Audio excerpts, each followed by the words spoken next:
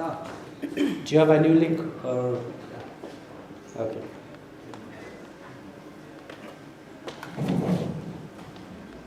Okay, we are sharing it to Zoom.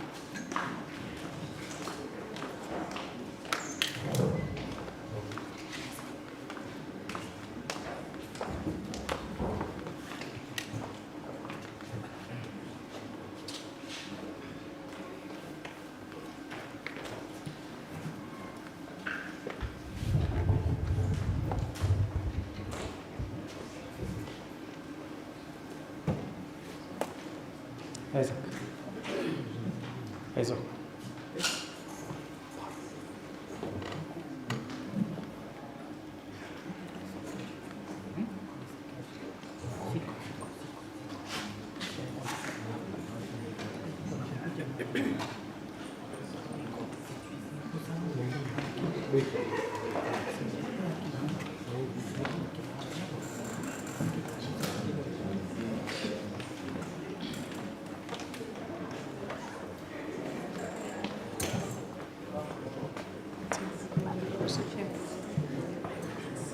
I request that we occupy the front seats, please. And please, ushers, you can remind the participants to join in so that we can proceed from here. So, Karibu Daktari, you have 10 minutes.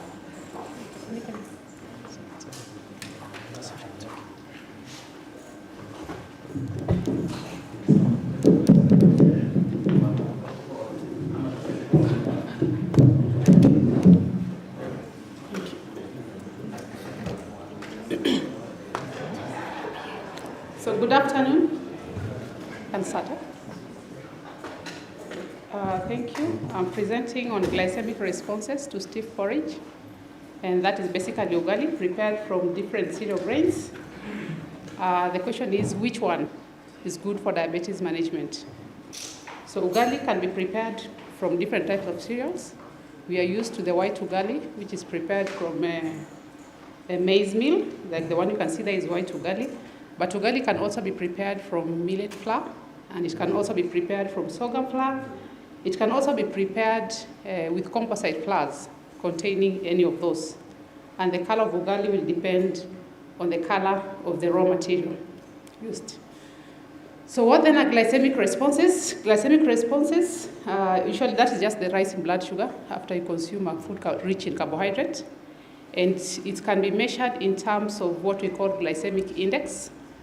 And the glycemic index measures the blood sugar response after consuming a food rich in carbohydrates. I'm sure most of us have taken that for lunch, some carbohydrate, and the blood sugar is rising now. So in that respect, foods can be categorized as high glycemic index, medium, or low. So anything below 55 is low, medium is 15 to 70, and greater than 70 is high. That's in reference to glucose. So in reference to glucose, glucose is given a glycemic index of 100, because when you take in glucose, you assume it's absorbed in the body 100%.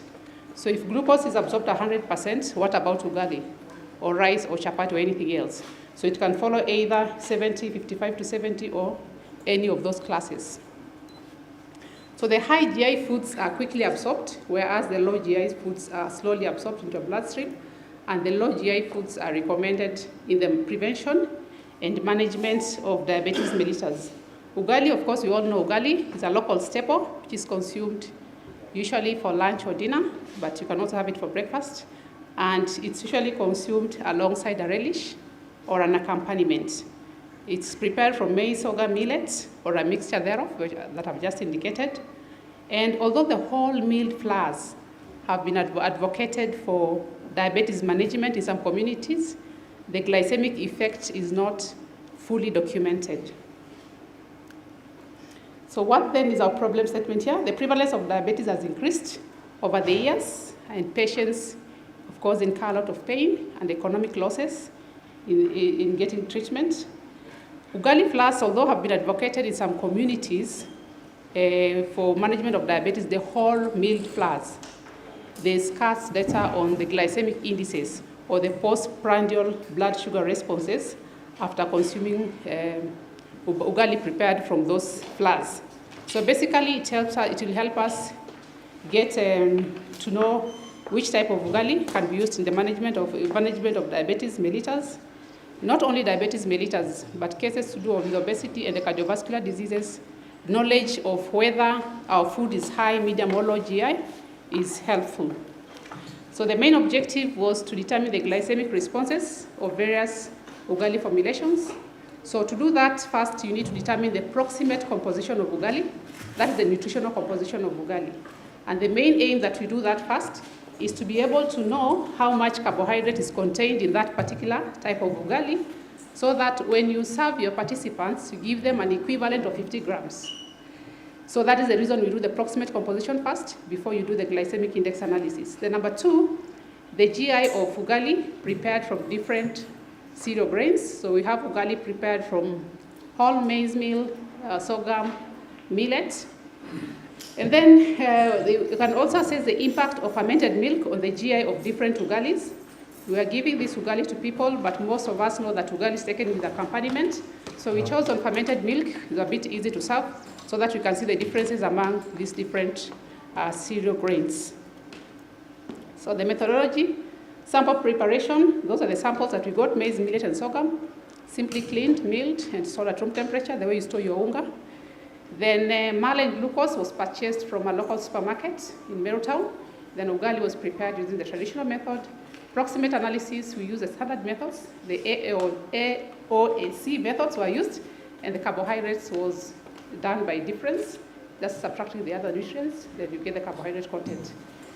Then after doing the proximate analysis, the ugali was prepared and fed to participants, and then the glycemic index was determined. So for you to be a participant in that particular study, there's an inclusion criteria. One, you had to be of normal BMI, that is body mass index, that is your weight for height, should be within the normal range. That means you should not be overweight or obese. Then the blood sugar should be normal, the blood pressure should be normal. So these were people with normal BMI, normal blood pressure, normal blood sugar. They were not diabetic, not on any medication, or not ill. So they were really healthy individuals that we used in the study. So the glycemic index determination, we followed the standard protocol that has been recommended by FAO and WHO. Basically, you give participants a sample of ugali. First of all, you take the blood sugar when they come. Oh, really? Okay, use the standard method. You give them this, you take the blood sugar, give them the ugali with whatever accompaniment, then take their blood sugar up to about 2 hours, and then you see how the blood sugar rises, then you calculate that area, and that's how you determine the glycemic index of ugali. So if you did that for glucose, you get that curve, and you did it for ugali, you get another curve, then we catch them, you get to determine the glycemic index of yes, ugali. So the results and discussion, proximate analysis, basically in terms of available carbohydrates, you can see there's all maize, finger millet, sorghum, and refined maize. So from that available carbohydrate, we were able to calculate after doing the proximate analysis. Then the samples were given to participants, and each sample the participants were given was providing 50 grams available carbohydrate. But that does not mean that they were given an equal amount of the ugali from those different cereal grains. Depending on the amount of carbohydrates, some sample sizes were bigger. But the bottom line is that whatever you're giving them gives them equivalent of 50 grams available carbohydrates. And when you did that, that's the kind of blood sugar response that you get. For different ugalis, we have sorghum, millet, mala. So basically, those are the graphs. One of it is for glucose, which was used as a reference. Then the GI of the test foods were calculated. You can see there the serving sizes were not the same. The serving sizes depended on the amount of carbohydrate contained in that particular sample of ugali. So those are the serving sizes. And if you serve those sizes and you plotted the blood sugar response and calculate the glycemic index, that is what you get. You get for whole maize meal is about 67. If you remember the classification, that is within medium. Then millet is low. Sorghum is high, refined maize is medium. Again, I'm sure most of us would expect refined maize to be high, but here is medium. But remember the refined maize, most of the maize meal we have in the market is fortified, and some of those minerals have an impact in lowering the glycemic index, and possibly that is why it is a bit, it's within the same classification, but slightly lower than the ugali from whole maize. So basically, the plain millet ugali is within the range. Some studies have established the range for millets between 45 and 15, and it agrees with other studies. And the reason that the millet could be having a low GI could possibly because of the presence of fat. Then it also has high resistant starch, and we all know that resistant starch is not digested in the small intestine, so it resists digestion, but it's fermented in the long intestine, so it doesn't spike the blood sugar as would the other kind of nutrients. So sorghum, you can see, I think I just discussed from there now that I don't have much time. The sorghum had a high GI, but you can see if it was consumed alongside fermented milk, somehow it dropped the blood sugar response to medium. And there's an impact of mala on the glycemic indices of these foods, depending on the raw material. You cannot say that mala increases or mala lowers. You can see in the case of whole maize and millet, the glycemic index increased. From medium to high, and for millet from low to medium. But in the sorghum, it's the other way around. It was high, and then it was lowered when it was consumed with fermented milk. So the impact of fermented milk is not the same cutting across, so it is dependent on the type of raw material. I'll jump to the conclusion. The millet-based ugali, it possesses low GI, as we have seen, and the impact of mala on the GI depends on the type of cereal flour used. So, and this study supports recommendation that when determining the GI, it should be product specific. You cannot say that mala increases the GI or mala lowers the GI. It depends on the type of food. So you have to test it as it is or as it is usually consumed. Then the recommendation is that millet-based ugali can be used in the prevention and management of diabetes mellitus. And the impact of other accompaniments of the GI of ugali warrants further investigation. So I would also want to acknowledge that the researchers, this work is not only my work, I'm working alongside a student who is there, maybe she can wave. She's Lorena Moma, and she's going to elaborate further on the same, I think tomorrow or a day after. So we wish to thank Meru University of Science and Technology for the technical and financial support.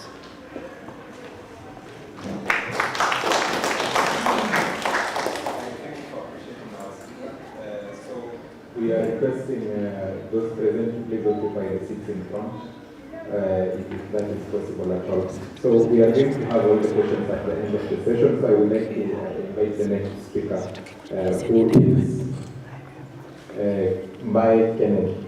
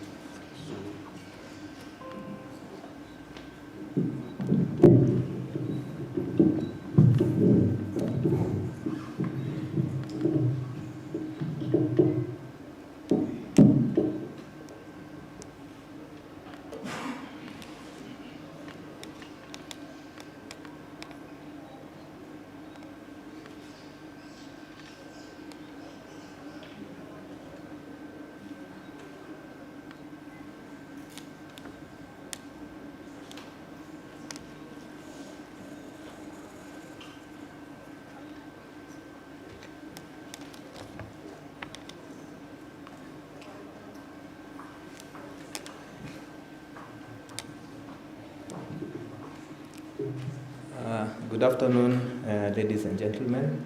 My name is Kenneth Monene Mbai. I'm a lecturer in the Department of Food Science.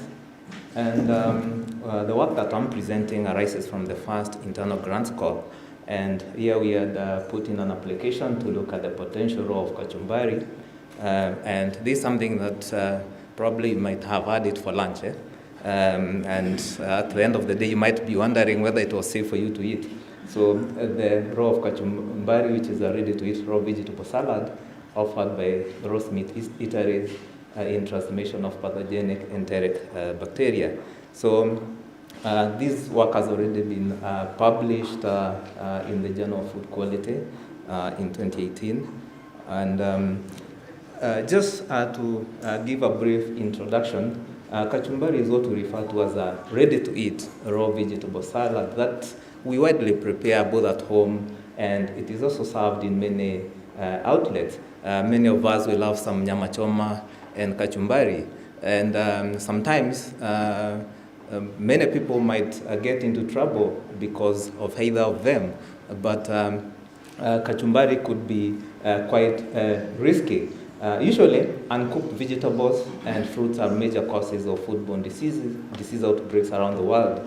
And if you follow news, even like, for example, in Europe and in America, where they give or they keep good data on foodborne disease outbreaks, the ones that are associated with ready-to-eat fruits and vegetables, these are the ones that are not cooked, are the leading cause of this kind of outbreaks. So in Europe recently, maybe some E. coli 0157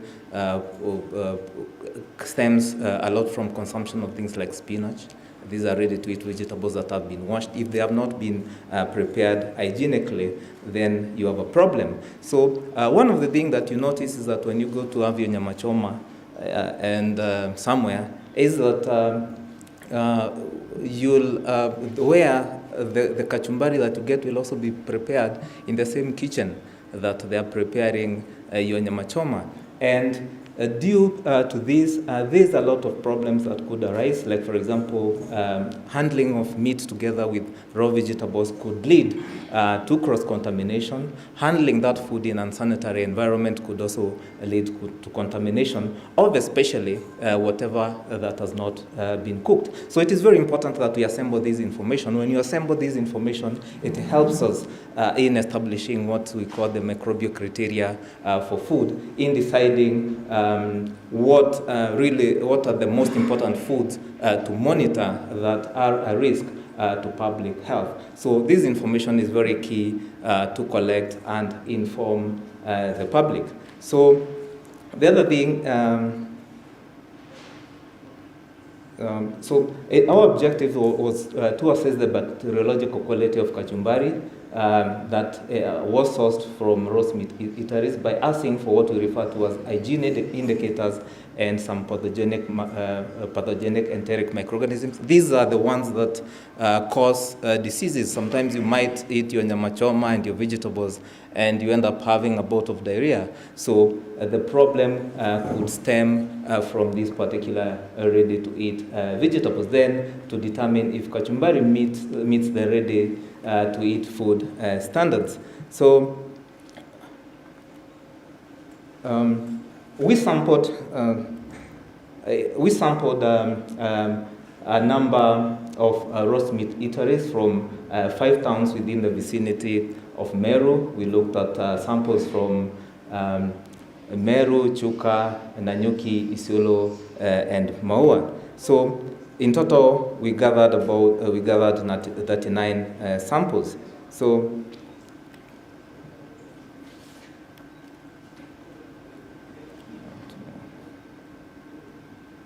in our methodology,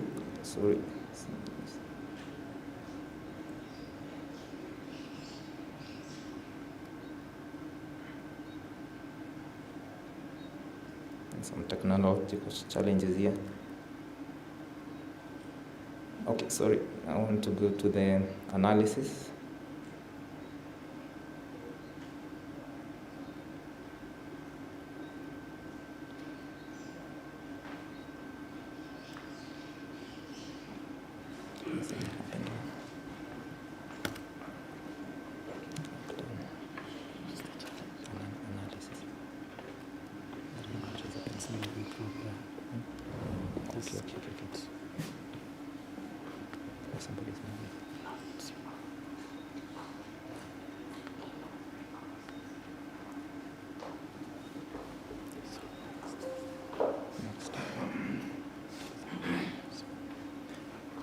Thank you. In the methodology, we analyze for what we refer to the hygiene indicators. Usually, when you're monitoring food safety, you look for hygiene indicators. These are easier and cheaper to analyze. Most of the analysis of food safety does not go to the pathogenic microorganisms because they require an elaborate analytical method, because it will take you a week to detect some of these particular enteric pathogens. But we took a sample, we looked for the hygiene indicator microorganisms, and here we're looking at E. coli and Staphylococcus aureus. E. coli is a common microorganism that we all have in our GIT. Then Staphylococcus aureus, why we look at that one is because it gives you an indication of how extensively the food that you're consuming has been handled by human beings. So it is important because it occurs on our body surfaces, on our hands, on our nasal cavities. So when people don't behave hygienically, you can capture that information by analyzing the food that they have handled. So the enteric pathogens that are of major concern when it comes to ready-to-eat vegetables include E. coli 157, Salmonella, Campylobacter, and these are the ones that have been associated with a lot of outbreaks globally. So the other thing that we're interested in, because not much has been done in looking at the kind of ingredients that are used to assemble kachumbari, we did collect some information, and then we measured the pH. pH is very important for as an indicator of how safe a food product is. Most of the foods that are below a pH of 4.5 are generally a little bit safe because they will deter the growth of most pathogenic microorganisms. So we basically use Microsoft Excel with the data analysis add-ins to compute and summarize the descriptive statistics. And one notable thing when it comes to ready-to-eat vegetables is that in Kenya we don't have a guideline on what we refer to as microbial criteria for ready-to-eat cut vegetables. So if you go to KEBS, they won't give you these particular guidelines. So for that matter, we use the UK Health Protection Agency guidelines to assess the microbiological quality, and also did some correlation analysis to establish the strength of relationship between the pH of the samples and particularly the total counts of E. coli, which is an hygienic indicator. So, thank you. So these are the results for hygiene indicator microorganisms, and using the Health Protection Agency guidelines to categorize them, what is notable is that if you use E. coli, which is the major hygiene indicator, 46.2% of the samples of kachumbari that were obtained from the market were actually unsatisfactory. So 17.9% were within the borderline, and it's only about 35.9% that were satisfactory. So if you look at the pH of the samples, it ranged from 3.5 to about 4.81, and in as far as satisfactory, borderline, and unsatisfactory samples are concerned, there was no major relationship with the pH. So if you use Staphylococcus aureus, which is an indicator of how extensively unclean people have handled your food product, then most of the samples, that is basically all the samples lay within the borderline. So what it tells you from that interpretation is that when you go consuming these particular vegetables, you should be a little bit concerned because you could end up being unwell. So we also established a very, within the pH range that we collected, that we measured for the samples, there was a weak correlation between the E. coli count and the pH. However, what we found out is that high E. coli counts, which is an hygiene indicator, clustered around the samples with a higher pH. So again, pH, the reason is that it is a good indicator of how safe it is. If you drop, one of the ways of preserving foods and making it safe is fermentation, where you lower the pH. So among the samples that we analyzed, only about 3% were potentially unsafe in as far as or what we can refer to as injurious to health in as far as contamination with actual disease-causing microorganisms. So this is a concern because when you go consuming these vegetables, you don't know what you could land yourself on. So encountering E. coli 0157 is serious, and also Campylobacter. This Campylobacter comes a lot from chicken, from pork. So imagine when somebody is handling your chicken, roasting your chicken, and then before washing their hands, they come and prepare your kachumbari, then you could be in a lot of trouble. So the other thing that we're interested in was basically to describe the kind of ingredients that are in kachumbari. And I think commonly you find onions and tomatoes. That was basically to collect information. This information was not available when you define kachumbari. What is it? Probably you could only get information from Wikipedia. So from our publication, we can create more information about the ingredients that are really used in kachumbari. So in conclusion, it is important to consider kachumbari in as far as public health is concerned as a food to monitor. So the public health authorities should be concerned and ensure that this particular product is prepared hygienically. Some of the ways that can be done, can be put, or the measures that can be put into place is decontamination of the fruits and vegetables that we consume. But that is done, like for example, at industrial level, but it is a tricky issue, especially when it comes to the kitchen. You can use decontaminants such as peracetic acids, hyperchlorinated water, to decontaminate the food. So for consumers, you should be very cautious whenever you indulge in this particular popular accompaniment to meat. Sometimes people ask me, why are you avoiding the raw vegetables? And every time I'm asking them, they put in some vinegar in them. Vinegar to lower the pH, and also acetic acid sometimes is a decontaminant of that kachumbari that you might be consuming. So you might want to ask about how that particular product has been prepared. So thank you very much. So we've had two presentations from the School of Agriculture and Food Sciences. So we'd like to take questions at this point for both presenters, as the next presenter prepares to come in front. So for those who just come in, the first presenter was Dr. Rebecca Ibere, who told us about glycemic indices of various ways of preparing ugali. And today we learned a new term of what ugali is called in English. So please, Dr. Rebecca, if you could come to the front and take questions. 2 questions for Daktari and 2 questions for the current presenter.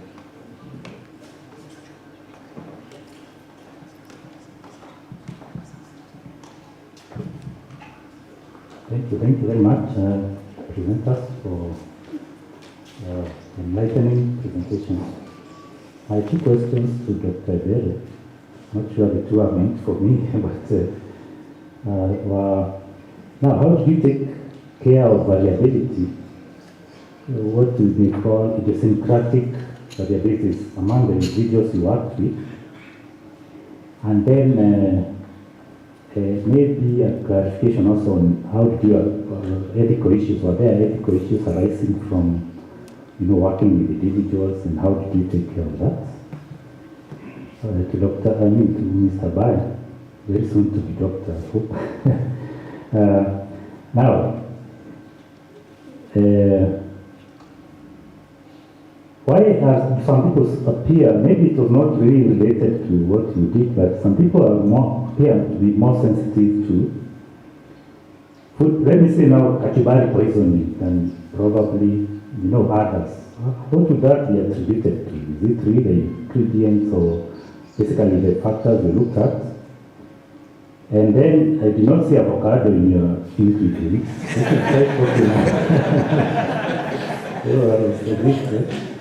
Now, why is this presumptive test for salmonella? I have been working with a student and they also we could not determine. So it looks like a very tricky microorganism to actually do a test on. What's your take? Thank you.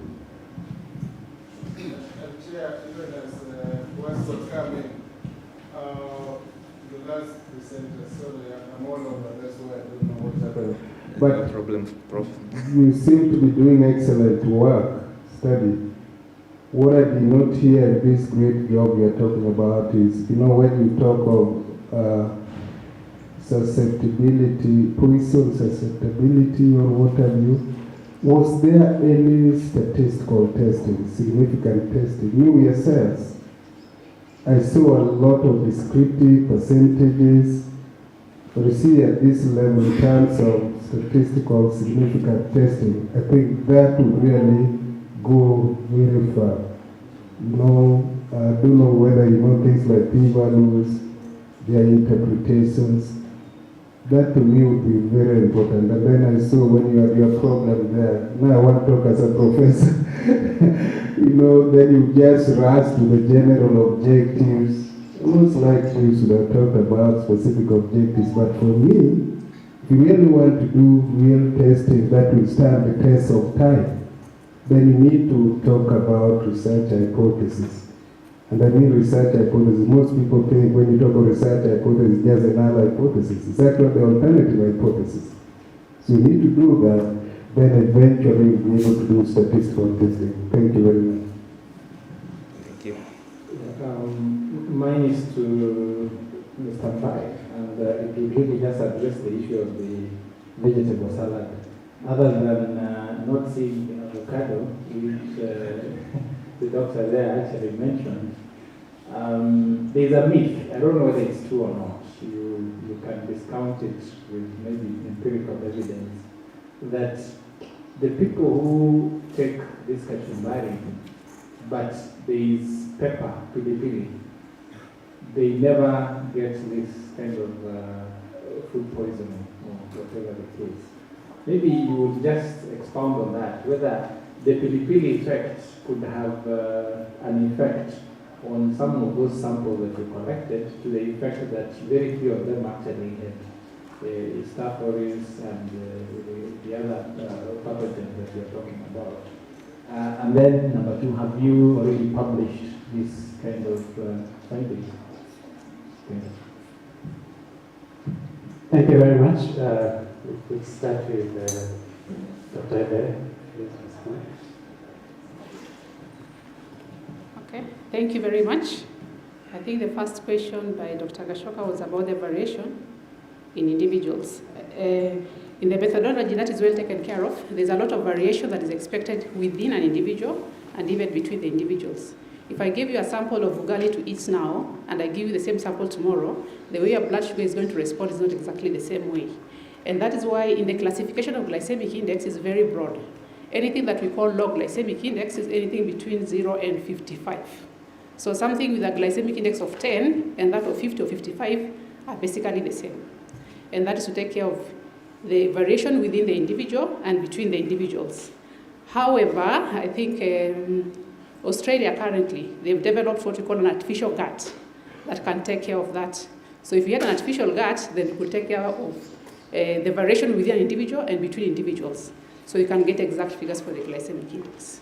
So maybe next time we can think of how we can get funding. We procure an artificial gut, because glycemic index of Kenyan foods is basically, the information that is available is very low. While in other developed world, like in Australia, South Africa, and in Europe, you find that even the labeling, they tell you whether it's a low glycemic index food or medium or high. So that can guide whether you're going to purchase it or whether you need a high glycemic index food today, low one tomorrow. So it really guides glycemic choices. So I think for now, what we used is we used human beings, but you can use an artificial gut. And with human beings, you expect that wide variation. And even if you saw my results, the standard deviation was a bit wide than what you would expect if you did an in vitro study in the lab. Then the other question was touching on ethical issues. Yes, we had ethical considerations, and we sought ethical approval from MIREC, which is our own body. So we used volunteers who signed an informed consent. We explained to them what we were going to do to them. Of course, we took a very tiny blood sample, finger prick, and we had cotton wool, and we had a spirit. So we really took good care of them, and the study was approved by Meru. Thank you very much. Thank you, Dr. Kennedy. Okay, thank you very much for the questions. I think the first question was on variability, especially when it comes to sensitivity. Yeah, there could be variability and sensitivity to contamination, but what I would like to mention is that one is how you consume that particular product, especially sometimes you consume, let's say, something that is contaminated with oily food. The oily foods tends to protect some of these microorganisms. But the other thing is that your stomach is a first defense system. The pH in your stomach actually acts as a defense mechanism against some of these pathogenic microorganisms, depending on the numbers, because the pH is very low. The pH of the stomach is about 2, and that is very acidic. So it is a mechanism that protects you. So those types of variability, how you've consumed that product, can actually determine whether you're going to be unwell or survive. So you can enjoy some meat with somebody, and then they become unwell, and you're okay. So there is that kind of variability. So the other thing is a comment on avocado. I think for sampling, we did not find a lot of avocado. Salmonella species, the detection of Salmonella species, basically, you don't just culture it directly. You have to do general enrichment, then selective enrichment, then you go ahead and plate on selective media, and then if you want, you can, like for me, in our research we used latex agglutination tests to check for the presence of positive reaction for Salmonella. So it is an elaborate mechanism, a sensitivity procedure that will take you about 6 days for you to be in a position to determine whether you've actually detected Salmonella. Then the other issue was on descriptive versus inferential statistics. Yes, Prof. For us, basically we are collecting samples there. It was more of a cross-section study, collecting samples and describing the scenario and finding out whether that foods are safe. So we did not do any treatments for that particular food. So the other thing from Mr. Ekesa was the myth of pepper and kachumbari. Actually, pepper has some compounds that are referred to as capsaicins, and some of them have antimicrobial properties. But most of the time, let me say that because of this individual variability, most of the time, even if there's a little bit of contamination, you might not end up being sick. But if the pathogenic microorganisms are highly present in large numbers in your kachumbari, no matter if you have the pepper inside there, it might not be very protective. So that is what I can say. The most important thing is making sure that these vegetables are decontaminated, washed nicely, and handled in a clean environment to assure safety. Then the last question was on publication. Yeah, I mentioned at the beginning that this particular work has been published. That is not in the Journal of Food Quality. That is Wiley Dawi, a 2.545 impact factor journal. So the work has already been published. Thank you.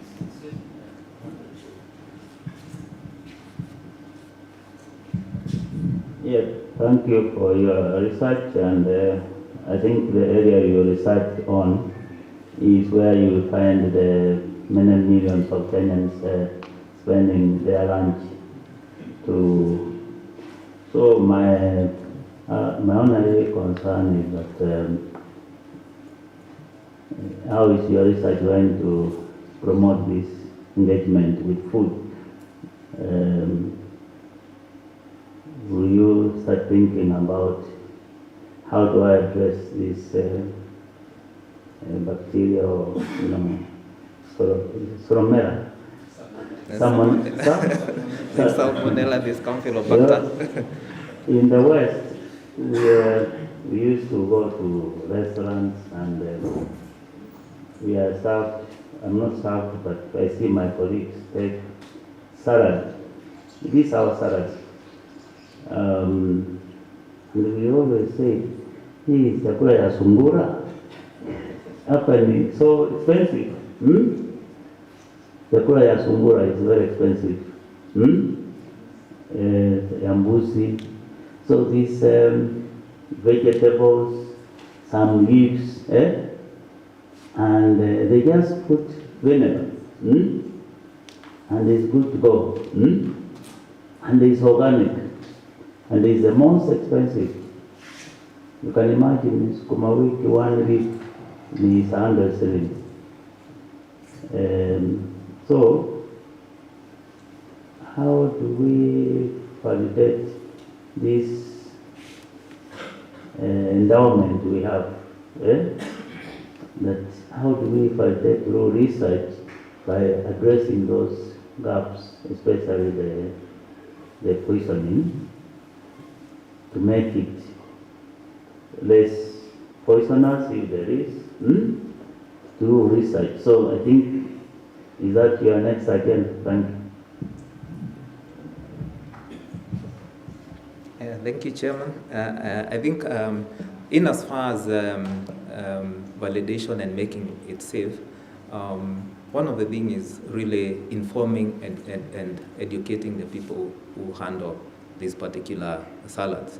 Because if you go to eat some nyama choma, the preparation together with the raw meat, that is purely hazardous. So from a public health point of view, information is key.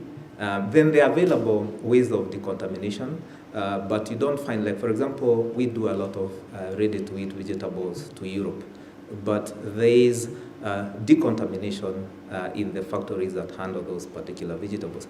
This is not being practiced when it comes to the food service area. It is more of informative action, especially for the food service area, to make them aware there's a danger.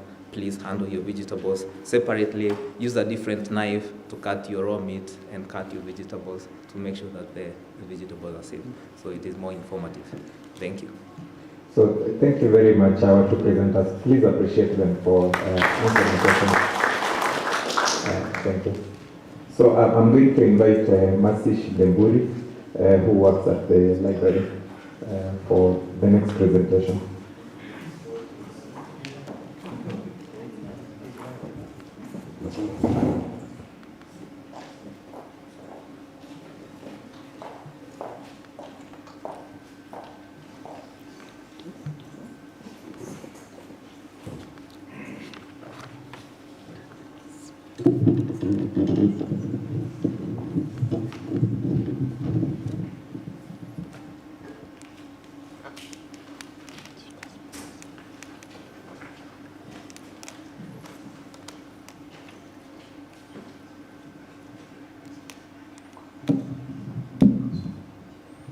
Good evening.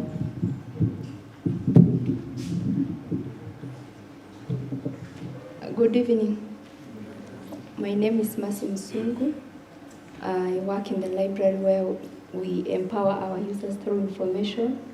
And I want to take this opportunity to thank the management for the opportunity that they granted me to be here, to support me so that I was able to tackle on this topic that I'm going to present to you this afternoon on the factors affecting accessibility and utilization of information resources in post-COVID-19 era in academic libraries, a case study of Meru University Library, that is Ruben Marabi, and the postmodern library of Kenyatta University. COVID, as we all know, came in without us noticing. So it really affected the institution and especially the library where our users normally get the information on daily basis. So the first case of COVID-19 was reported in Kenya on 12 March, that was in 2020. And the government had to, at a point, stop learning in all the institutions. And then on the reopening of the institution, we had to adopt to blended learning and a few in-person classes so that we could be able to control the virus. So academic libraries support learning, training, and research in both traditional and modern learning approaches. Traditional learning are the ones that lecturers go and meet the student physically so that they can be able to teach them on learning and interacting with them the way we are doing here. And then the modern learning is where we are using virtual classes where a lecturer can deliver her class sharing the link to the students so that he can teach them without him having to be physical in the class.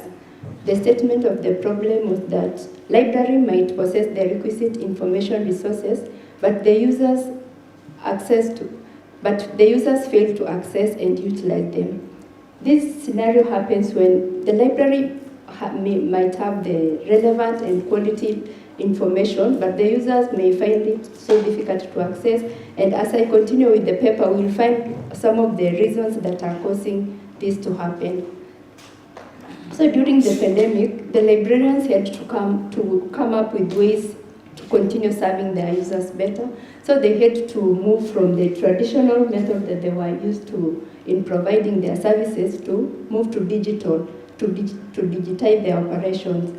However, this shift was not really accepted well with the library users. Some of them found it was challenging because they believe in physical textbook while we were really encouraging them to go online. So there was no paper, when I was doing my research, there was no paper that had addressed this challenge, and that is why I had to embark on the research. So one of the objectives of my research was to determine the necessary skills needed by librarians in supporting accessibility and utilization of the information in the post-COVID pandemic. So appropriate skills are needed for the librarians to help them be able to offer the necessary services in the library. A librarian is supposed to have digital skills so that he or she can be able to help the users to find the relevant information resources that are available online, like the database that we've subscribed to as a university. If we lack such skills like the digital skills, we won't be able to assist our users to be able to log into the system and be able to use these quality resources that we've subscribed to. And also from a study that I read, Walsh and Rana, they also, from their study, a modern library professional should possess digital skills to provide digital services. Digital library skills which were casually handled became essential. Like sometimes you find you've received so many emails when you log to the library account. You may find it is not easy for you to handle all of them at once. So one of the ways of dealing with such, it was like users being able to talk to you direct. I remember when we were working in shifts during the COVID period when we were not supposed to be here physically.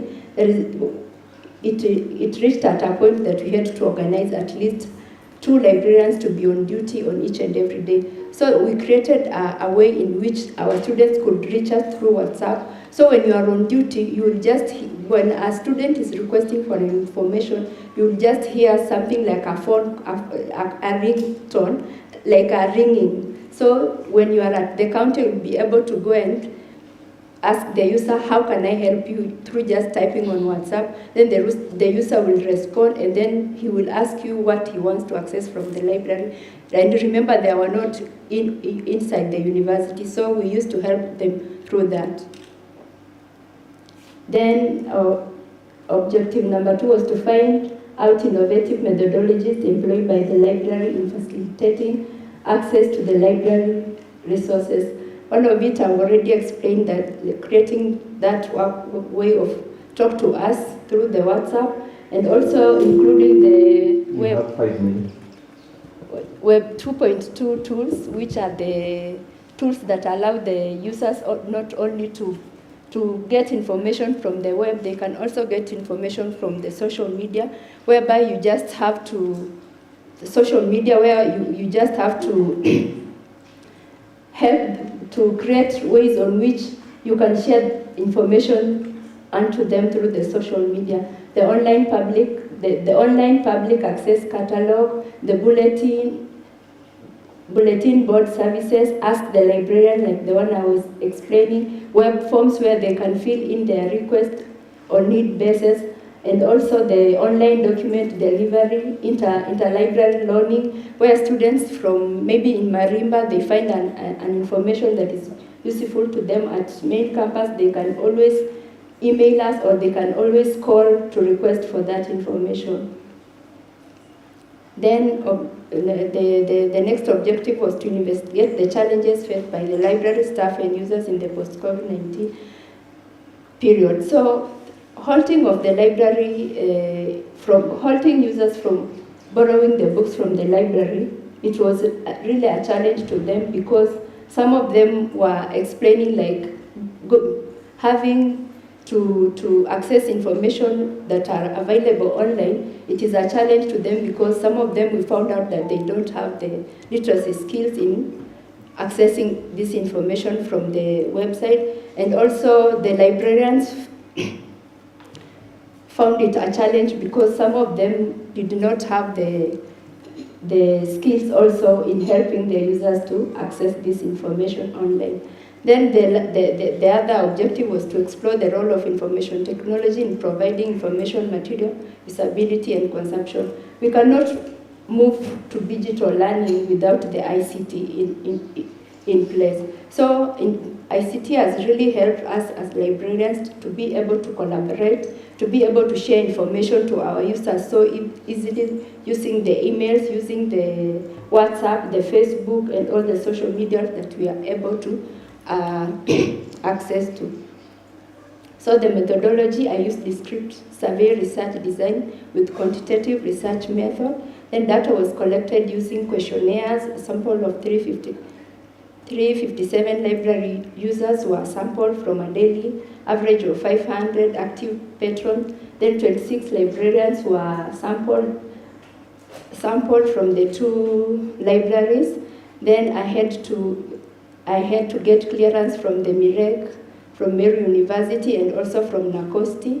And then the data that I collected was analyzed using the statistical package social science version 28. And the results, most of the librarians are qualified to serve the library users in their various departments.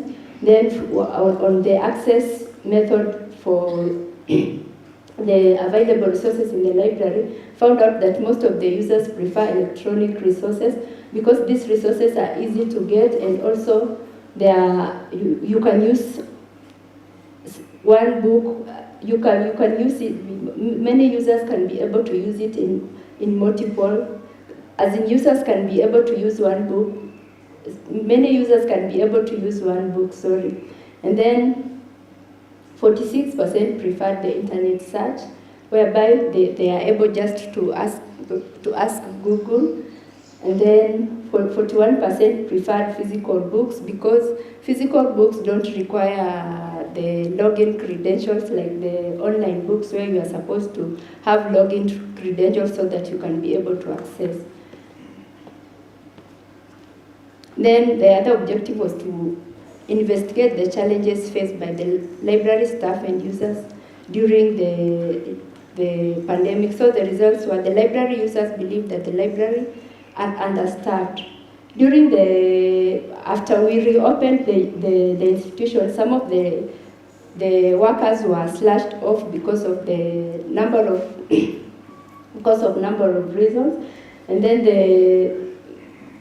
the librarians also complained of lack of cooperation among the library staff. When we are not working together as a team, we may not be able to meet the mission and vision of the library. And then there was a challenge also because people with disability, there was no section that was set for them in the library. Then on ICT improving library ICT improving information resource usability and consumption. Here, library users preferred online resources. As I've said, one book can be used by several users. The study revealed that librarians preferred hybrid method of access to information. Hybrid method of access to information includes both the manual and the electronic. Then the librarian preferred OPAC as information access tool because it is easy to navigate through it. It is easy for you to find a book and be able to hold it for a user or be able to send it to a user on request. Then the conclusion is that both the two libraries were affected by the COVID-19. The study focused on the factors affecting accessibility and utilization of information in the two libraries. I will go to the recommendation because of the time.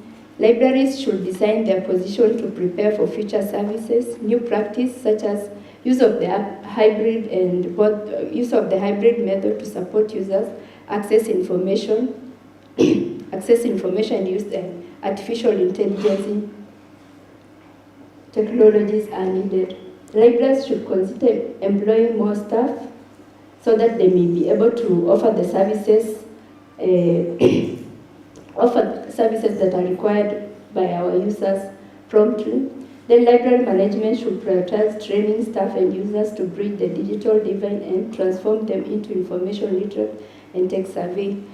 Sometimes we find we as librarians, there are some of the skills that we are lacking, and through attending trainings, we may be able to be trained on these skills that may help our users, that may help us to serve our users better. Then the library should engineer ICT infrastructure. I was thinking like the way we normally log into M-Pesa app, I'm winding up, M-Pesa app, the way we find that lady called Zuri, we can come up with an app like that in the library where our users, once they log in to the library, they can be able to be asked by that particular software, how can I help you? And the information will be already have been uploaded in that software by the librarian. So it will make our users to be able to access to any information or any request from the library from where they are at their comfort. Then the librarian should create awareness of information each and every time new information arrives in the library, or when we subscribe to new database, librarians are required to be able to circulate that information to our users so that they may be able to come and make use of it. Then the management should review a budget allocation for the library. Budget allocation for the library will enable us also to have training, will enable us to increase on the ICT infrastructures that we have in the library, and it will also enable the library to lobby for more staff employment. Then the further research in this specific library service to be drawn to draw solution associated with the challenge posed by the COVID-19 burden. Thank you. Thank you very much. Please appreciate our speaker with a clap. So Mercy will ask you to have your seat. We'll ask questions at the end. We have 4 more presenters to come. So our next presenter is Professor Peter Masinde from the School of Agriculture and Food Science. He's going to talk to us about the influence of biochar from rice husks on vegetative growth of tomatoes. He'll tell us more about it.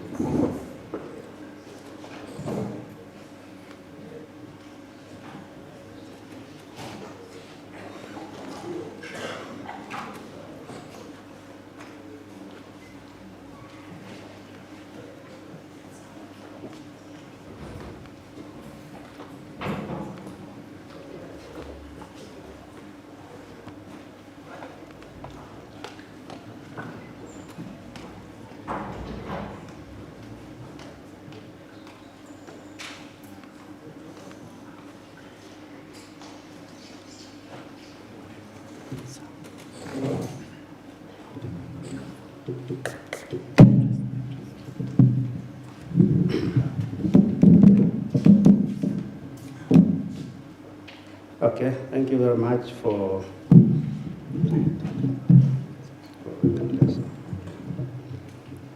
Okay, I'm going to tell you something about producing tomatoes using biochar. Biochar is the material you see in the picture there. It's made from rice husks. So it's used as a substrate for producing the crop. It can be done on any agro waste. So any organic waste, we can make biochar, and then we can use it for production of crops. It has good properties, as you can see there in the background. It is able to hold moisture very well, so that makes it a very ideal material for producing crops, especially in the greenhouse. Now, the objectives of this study were to use varying amounts of biochar and also use different types of soil and test which of these levels could be optimal for production of tomatoes. The soil types we used, red soil and clay soil, all of them from the university farm. So there you can see how it looked at the time of the experiment. You can see the pots on the extreme, I think that's extreme left. That's where the highest biochar level was applied. And literally you can see it in the containers. While on the extreme right, where there's zero, you can see the soil the way it was. Now the practices were done using standard methods, so raising the tomato seedlings, variety called R-Knife1, and then maintaining them in the nursery for about 1 month, and finally transplanting them into the pots. And that's how it looked when they were transplanted. Now, after transplanting, then data collection followed. In this kind of work, all we need is to quantify how the plants are growing. So, height, number of leaves, number of fruits, the size of the fruit in terms of weight. And those are the parameters we measure to tell us if the media is better than the other media. And if you saw in the levels that we were using, we had levels ranging from 0 biochar up to levels up to 75% biochar. We couldn't use 100% biochar because it doesn't have any nutrients at all. It's an inert material and sterile, so that's what makes it very good for production. So after taking the data for the plants, how they are growing and the yield, we subjected it to analysis of variance, that is statistical analysis, for us to be able to say whether really the differences we observe are scientifically significant. And now I'll go straight to the key results that we found. I'll not look at all the results. The first table there you see shows the properties of the materials we use to produce. So the substrate, the material we put in the pot, that includes the biochar and the soil. And the properties of these materials is very important. It determines whether the crops will grow or not. Now, where we put biochar, as that table indicates, the first parameter called bulk density was always lower, significantly lower. Bulk density measures how light is the material, how porous is the material. So heavy materials are not good for crops because the roots cannot penetrate very easily. Light materials, materials with a low bulk density, are very good for aeration of the soil, microbial growth, and finally, good growth of the crop. So where we put biochar, the bulk density reduced significantly, which is very good for us. Again, to some extent, where we put biochar, the pH. pH measures acidity or alkalinity of the media. So the pH was slightly higher, which is good because then it was less acidic. Crops don't perform very well in very acidic soils. So the table has 2 seasons, and so there is the first season of October 2019 to February 2020, and we repeated the whole experiment again to validate what we have. Where we didn't put any biochar, the properties are always not good, so it was pure soil. Now, the next result I want to present are the crops themselves. How are the crops themselves performing? So, where we put biochar, there was always better growth of the plants. And that was measured in terms of plant height, which is the figure that I have selected to show. But even other parameters like number of leaves, fruits, number of fruits were always better where biochar was applied compared to only where there was soil. Now, the other benefit of biochar, if you look on the extreme left, that photo, you will see crops which some are good, some are also almost wilting. So because it improves the soil properties, the soil moisture holding properties, then you can maintain water management in a better way when you have biochar in your mixture than when you have only soil. So where there was only soil, crops tend to wilt very fast. So you water in the morning, by midday, the crop is wilting a bit, then it recovers. Now those sequences of wilting, recovering, and so on always lead to serious losses in the yields finally. But where we put biochar, it tends to maintain the moisture continuous so there's no wilting and recovery, and therefore you expect a better yield. And this, of course, was then manifest in the fruit yield. So finally, when we looked at what is the fruit yield of our materials, then we find fresh weight in terms of the actual tomatoes that we harvested per plant. Where there's a zero biochar, the yield is significantly lower. But where we have put 25% to 75% biochar, the fruit yield is significantly higher. Same with the number of fruits. But what was most affected is the fresh weight. So we had better sizes of fruits where we put biochar than where we did not put biochar. So then, that's just a summary of that table, that biochar significantly increases the fruit yield to almost over 50% or just about 50%. And this can be explained by improved growing conditions in the soil. And where the soil was being used alone, because of these poor water relations, there is even flooding. When you water, it tends to flood. Then the crops are affected, then it tends to dry. So that is where the low yields came when we were only using soil. Other researchers have also found the same. And so biochar has become increasingly an important material for use, especially in greenhouse, which is going to be more and more important considering food safety. When we grow tomatoes in the open field, the amount of chemicals that farmers and growers use to protect that crop, if you look at it in detail, you will not be able to buy that tomato from the market. It has a lot of chemical residues, but we tend to ignore. So, but now we're moving more and more to the greenhouse for food safety, because there you use less chemicals. So in conclusion, incorporating biochar in potting substrate for greenhouse tomato enhances growth and yield. This is what we confirmed. And based on our findings, you don't need 75%.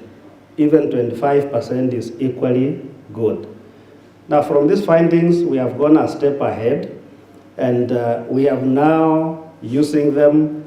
We were doing these experiments within the university, but we have now gone out in other greenhouses, and we are incorporating this biochar in other materials, not soil now, because soil is not a common substrate that farmers use in the greenhouse. That was just our entry point or starting point. Now we are using the materials that farmers use. For example, cocoa peat, or pumice, or peat moss. These are commercial materials you can buy and use in your pots, but they are quite expensive. So we are now testing combining biochar, which is less expensive, and those expensive materials. And I would say the results are quite encouraging. We are seeing that the biochar is doing quite well. The other thing we have done is that we are now using biochar in hydroponic greenhouse. These are greenhouses where fertilizer and nutrients are supplied completely externally. So when we go that way, then we can use biochar completely alone. And we have tested, and it is currently working. I wish to stop at that point, and thank you very much. Thank you very much, Prof. You will forgive us, we will push the questions to the end, so I would like to invite our next speaker. Thank you, Prof, for keeping to 10 minutes. Our next speaker is Dr. Eunice Mareta from the Department of Quality Assurance. So she's going to talk to us about research and research output in universities, a case study of Meru University of Science and Technology.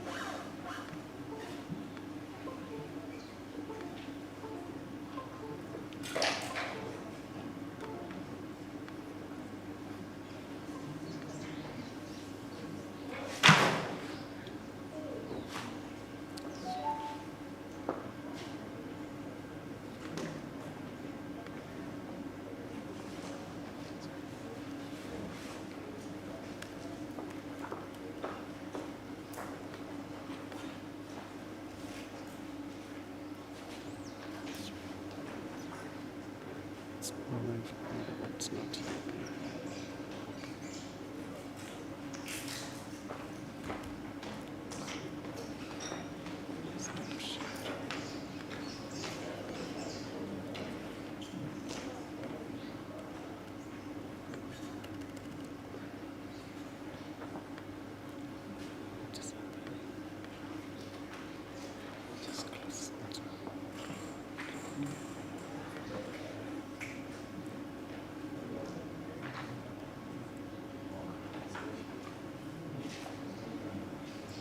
I think they're presenting from there.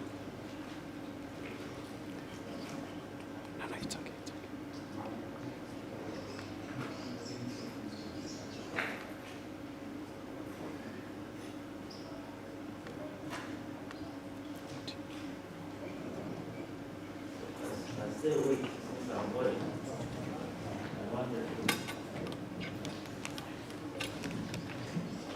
Because I'm going to the other room. I just wanted to library study. You have made a number of recommendations, and you have provided some what you have, what you need to have. I was wondering if you have some ethical guidelines that help your library users. You know, students coming here are coming from high school, and they are now coming to a more expanded exposure to reading.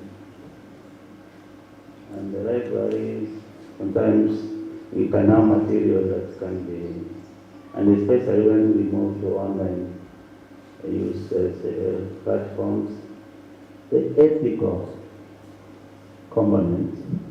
Second is, I've not visited your library now that I'm interested.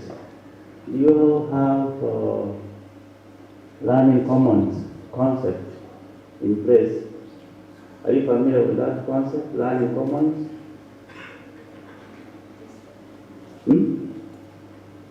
Yeah, so I'm not asking you to just put it down on your notes.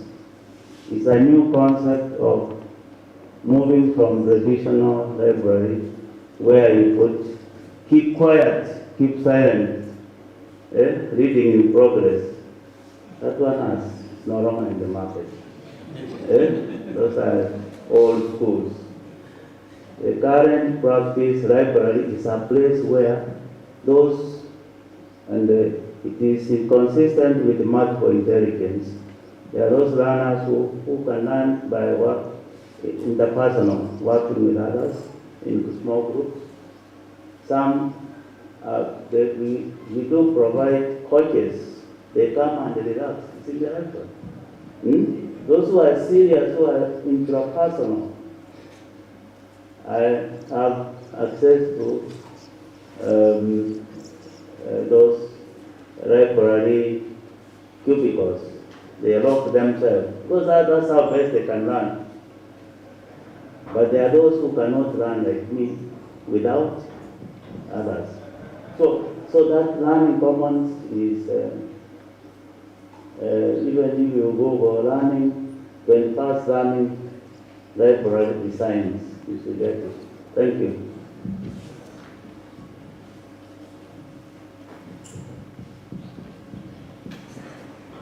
Thank you, Chair. Dr. Yunus. Thank you. Thank you, participants. I'm going to present a topic on research and research output in universities, a case study of Meru University of Science and Technology. I know that our chair of session said from the Department of Quality Assurance, but basically I'm from the Department of Physical Sciences, so in charge of the Quality Assurance and Career Services. This work we did in collaboration with Dr. Purity Mwendwa of UCD, University College Dublin, Professor Thilo Crow, University College Dublin, and Lucy Tonga, who was then an admin assistant in the Quality Assurance Directorate. This work was done in 2018. A bit of a background is that universities are basically knowledge generators, and that is our main business. When we do research, if we do not contribute to the knowledge, the scientific knowledge, then I think we are not doing our mandate. The importance is to understand our capacity and our constraint as we act as knowledge generators in the world. Then MUST was a young university in 2018, but we can consider ourselves now not to be a young university.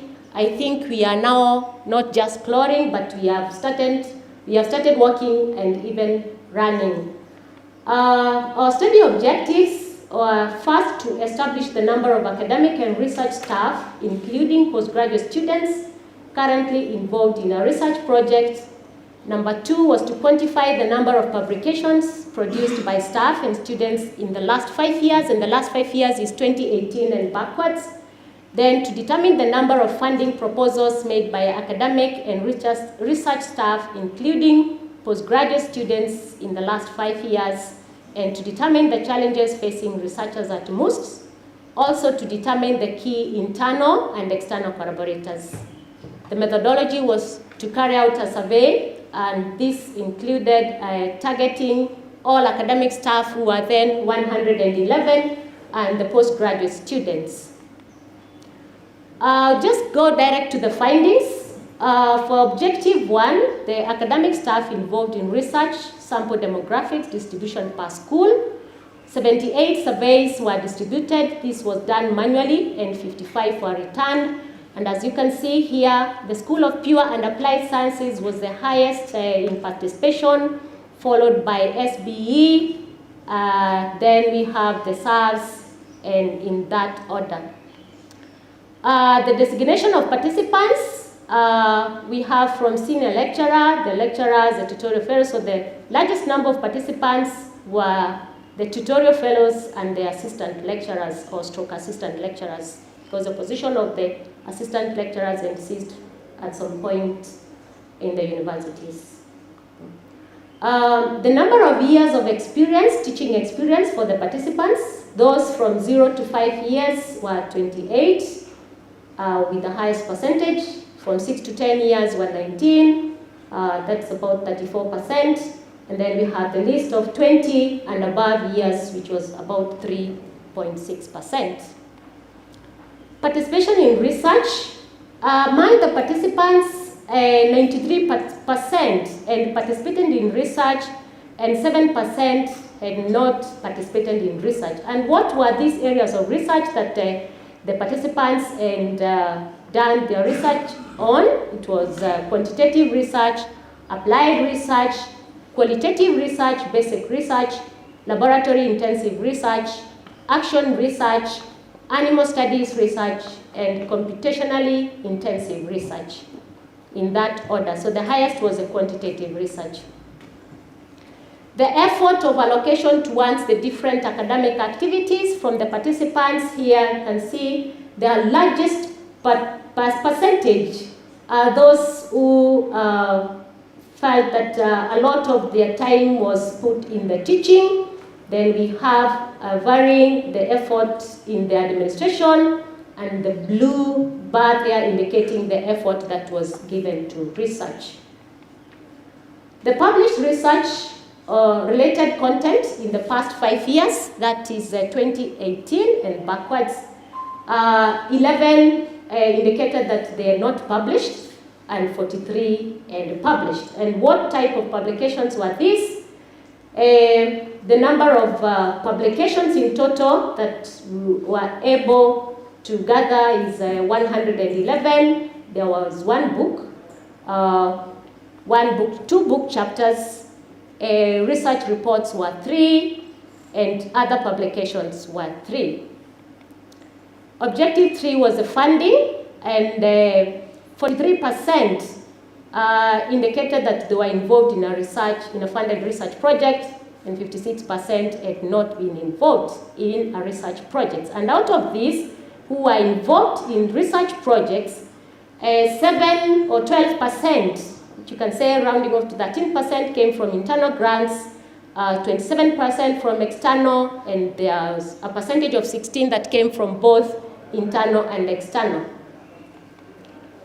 What were the motivating factors for those who were involved in a funded research? As you can see in that order, there was contribution to knowledge, professional reputation, importance for tenure and promotion, financial reward, support and mentorship from other faculty, desire to secure support for students, performance contract requirements. We had about 16% there.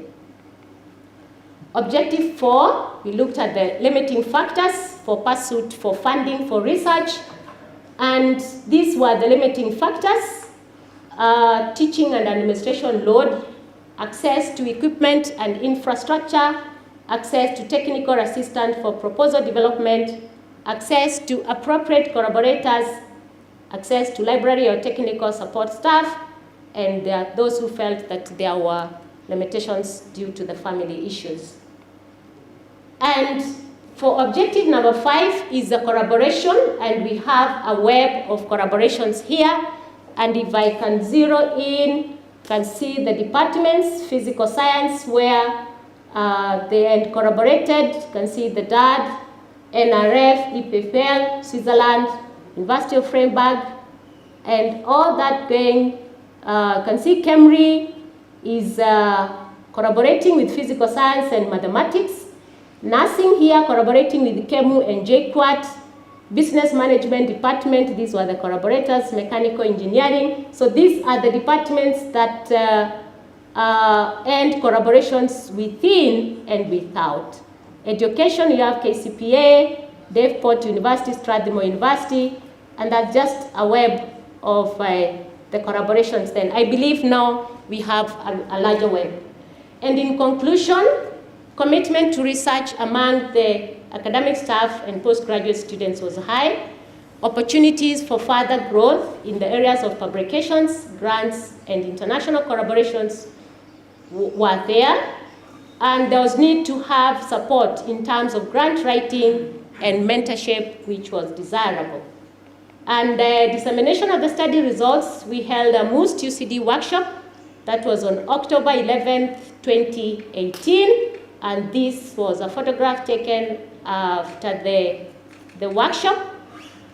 We've also done a reflection paper titled Building International Linkages to Enhance Research and Education in Higher Education Institutions, reflecting on the process, the outcomes, the key learnings from a collaboration between Meru University of Science and Technology in Kenya and University College Dublin, Ireland. This has been submitted to the International Journal of African Higher Education. And we also managed to get a lobby for a standard newspaper article on the October 18, 2018 that was titled, "The Vice Chancellor Calls for Increased Funding to Universities." Thank you very much. That's the end of our presentation. Thank you, Dr. Marita, and sorry for misnaming the directorate when introducing you.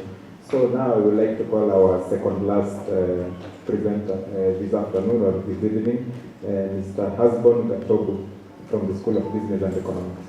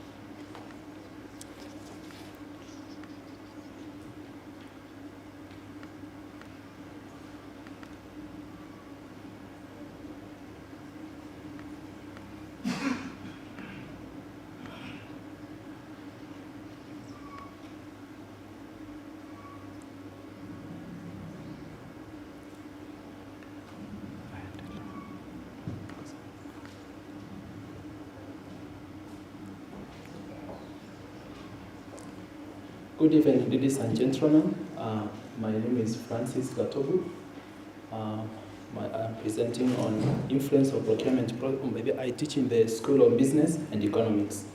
My area of research was on influence of procurement process on performance of public entities, case study of Nairobi County.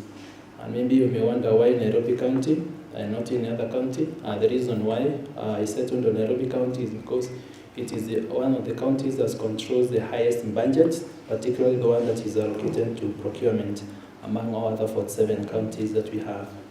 And when we talk of procurement process, maybe those of you who are not conversant with the aspect of procurement may ask, what is this animal you're calling procurement?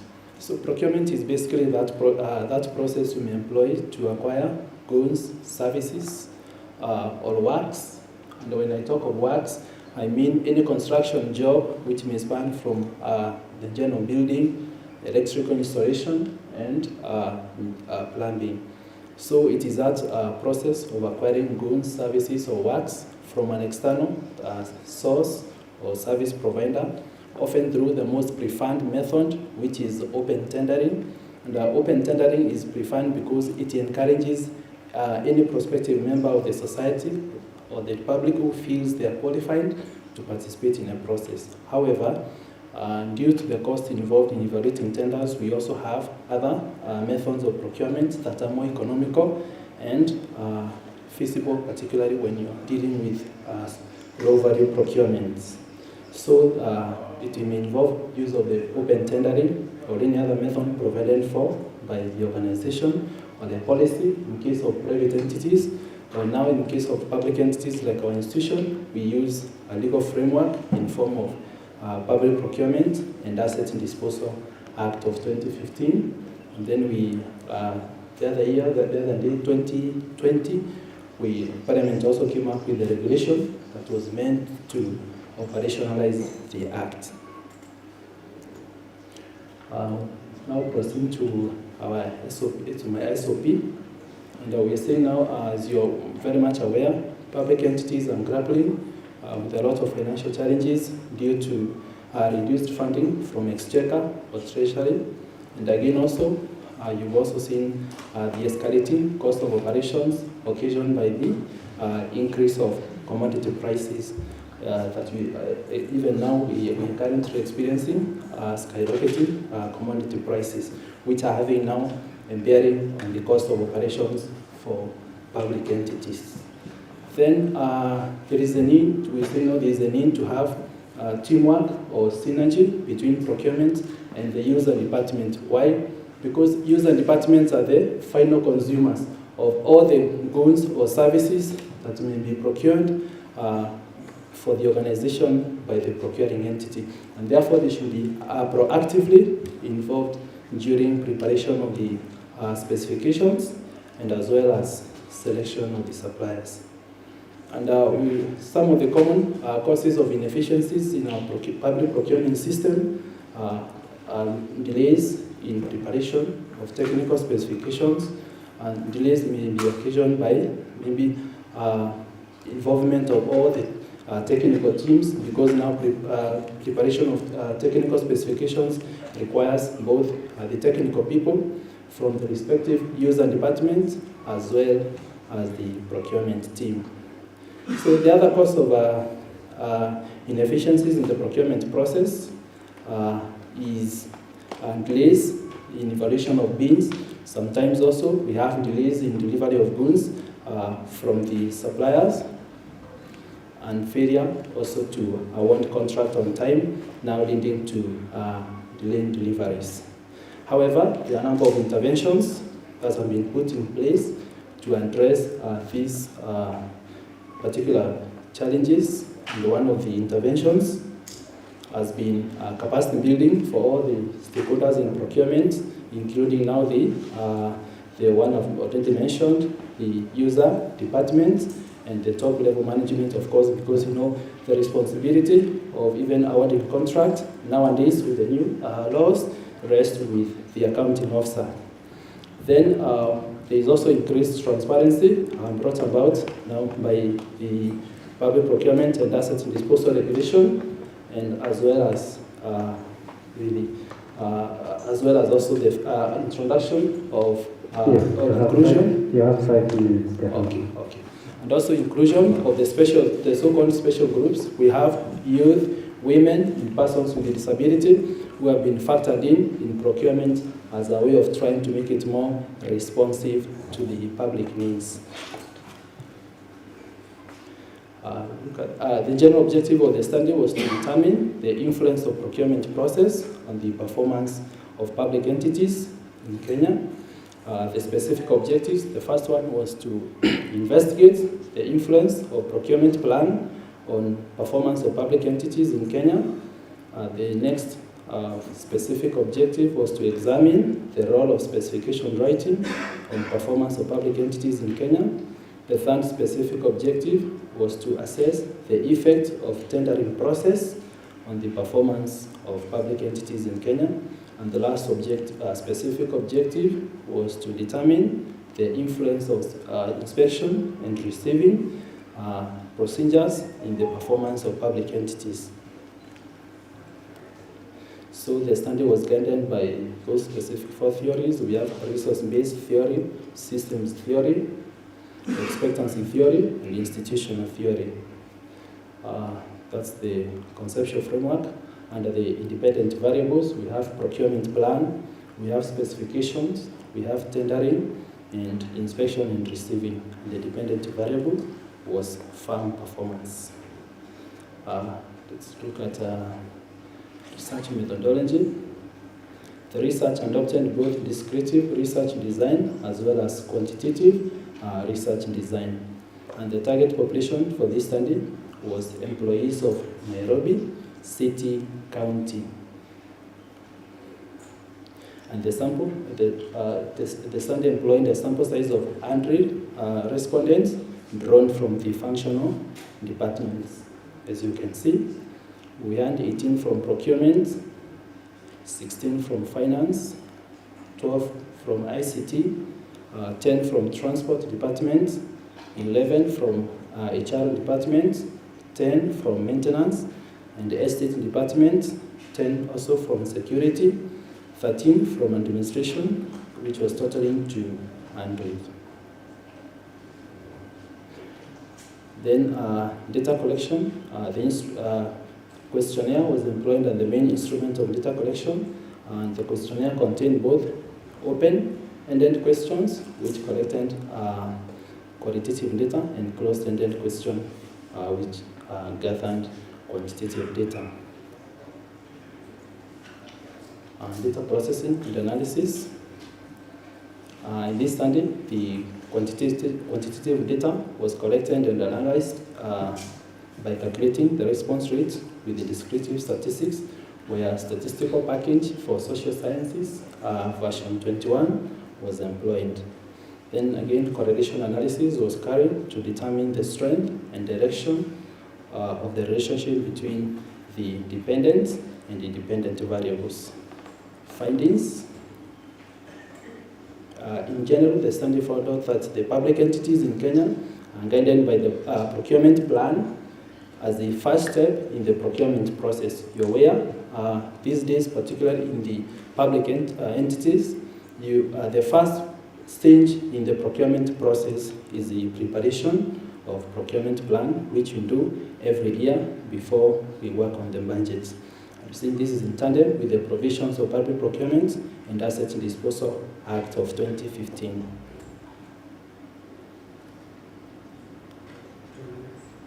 All right. On the specification, the study found out that public entities liaised with other user departments in preparation of technical specifications in order to ensure they were compliant with the requirements. On tendering process, the study found out that the public entities in Kenya follows a laying down procedure through physical examination of tender documents, which included first doing the preliminary evaluation, where participants were eliminated if they didn't meet the mandatory requirements. Then from there, financial evaluation was done, and lastly, technical evaluation was done. Then on inspection and receiving, the study found out that the public entities are designated areas for inspection and receiving. Remember, in procurement, you first inspect, then you receive. But we often talk about receiving and inspection, but it should be inspection. Then if they are found to meet the predetermined criteria, then receiving is done. In conclusion, we think procurement process is a critical pillar for driving performance of public procuring entities, since it creates a proactive mechanism for identifying organization needs based on pre-existing budgetary provisions, and therefore making it possible to achieve value for money through adoption of financial and procurement control mechanisms. Thank you very much. Thank you very much for a nice presentation. Please have a seat so that the last presenter for the day is Zakayo Maingi presents, then we will take all the questions now for all the last 4 or 5 presenters. So Zach, please keep it 10 minutes.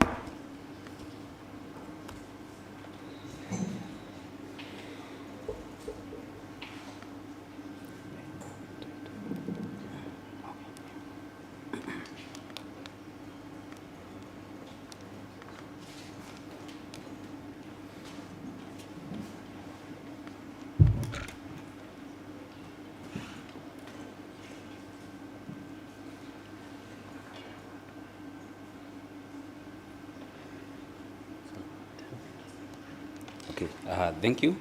My name is Zakayo Mwangi.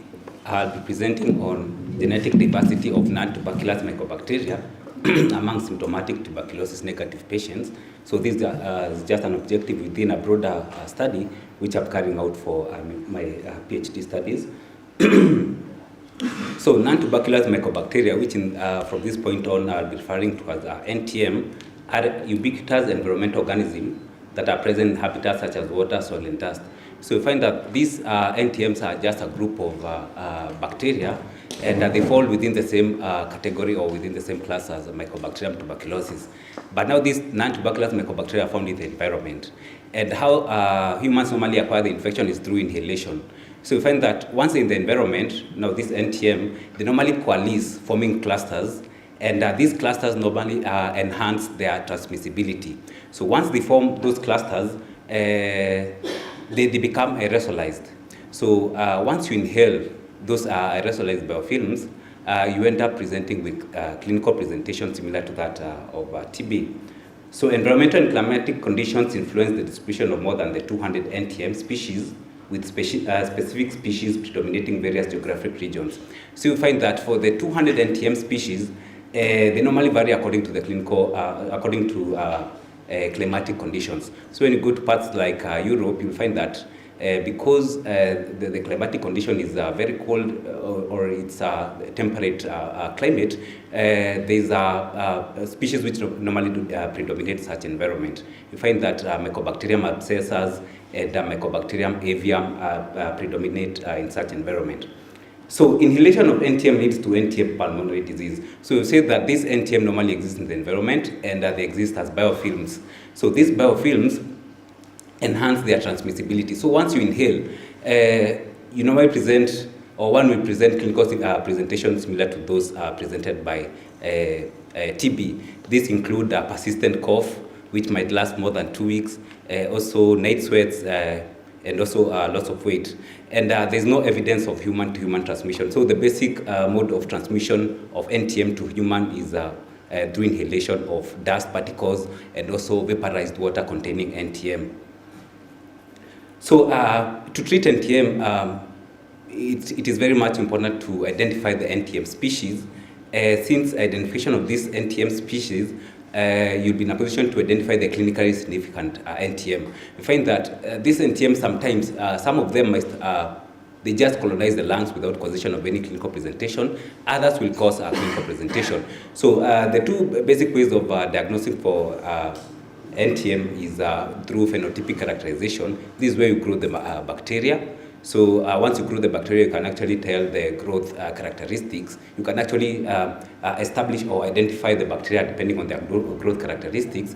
So some of them will grow in 7 days. So those are known as, referred to as rapid growers. Others will take up to 8 weeks. Those are known as slow growers. So other phenotypic characterization include production of various metabolic products. So you look at some NTM will produce niacin, some of them will produce nitrates, So in that way, you will end up identify the different NTM. Also, you can look at the various growth morphological features.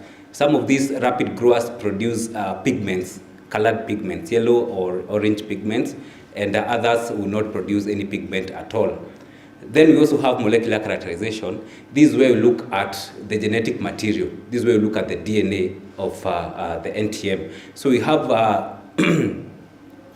one major molecular procedure, which is basically normally done in the reference lab, TB reference lab, that is known as line probe assays. So this one is one of the most commonly used, but now it has a limitation in that it can only detect almost only 40 species. Yet you can see we have over 200 species. But in our case, we are going to look at, we are going to do sequencing to one of the housekeeping genes known as HSP65. So why do I really need to look at non-tuberculous mycobacteria? So first of all, we have an increase in the number of NTM cases, and this has been recorded especially in the developed countries. So developing countries, we are still doing the diagnosis, but we haven't really gotten the actual prevalence of NTM. And so NTM species are increasingly being associated with human pulmonary diseases with demonstrable treatment challenges. So the treatment for NTM normally takes around 48 weeks. So remember we said that they are 48 months.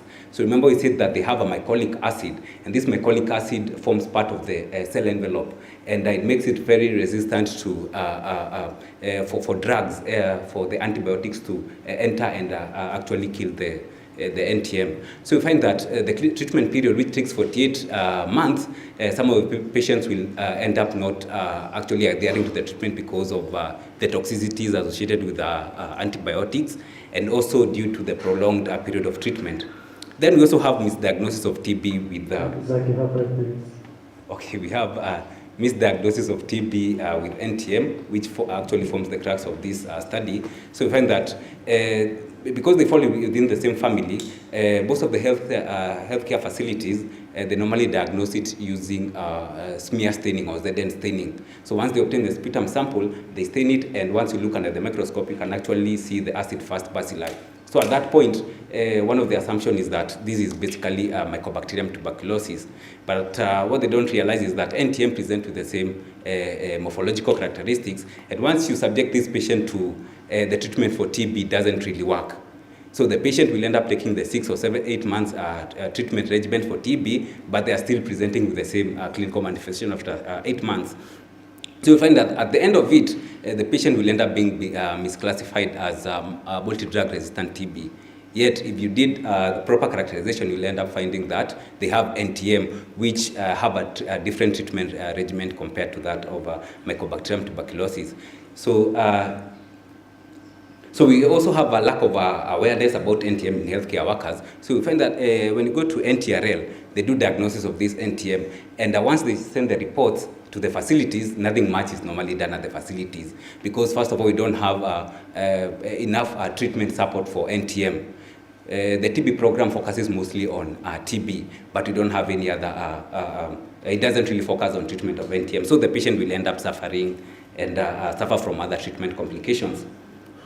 So the objective of this study was to identify the NTM species from sputum from symptomatic TB negative patients. So these patients were negative, they have symptoms for TB, but they were negative for TB. And also to compare NTM species results from HSP65 sequencing with the analysis where for LPA, where the which normally the NTRL, the National Tuberculosis Reference Lab, utilize.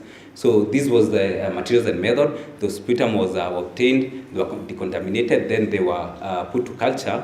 So if it is culture negative, within 42 days it was excluded. Then the ones that were positive underwent a test known as capillia, where this test normally identifies TB, Mycobacterium tuberculosis. So in this case, if the Mycobacterium tuberculosis was positive, it was eliminated because we are not interested with Mycobacterium tuberculosis.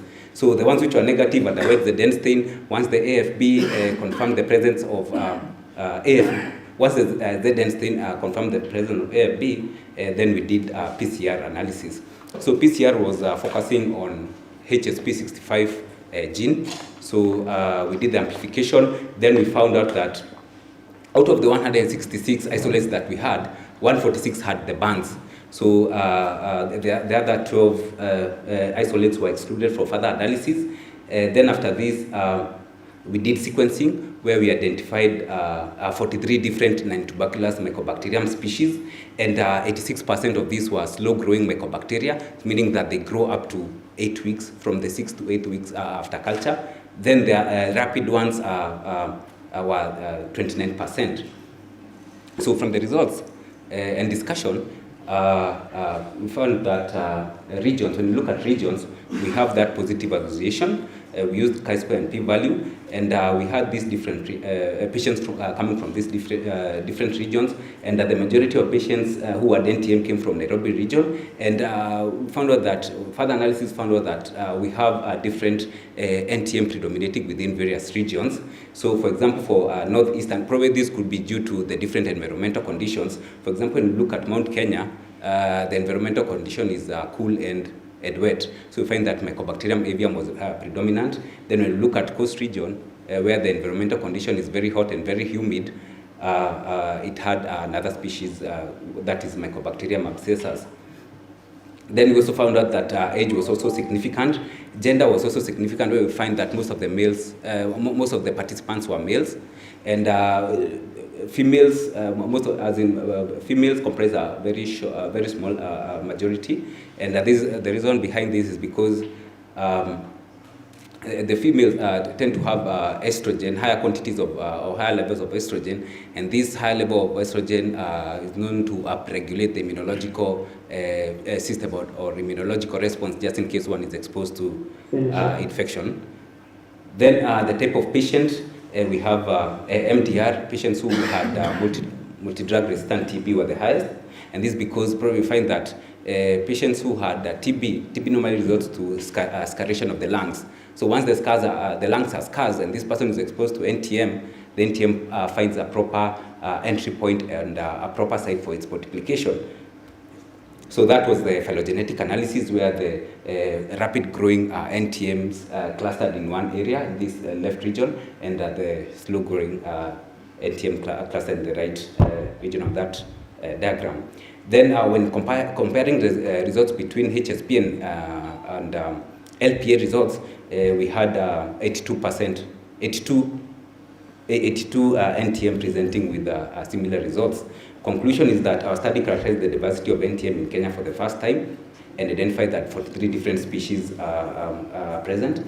So Mycobacterium avium complex fortuitum was the most common.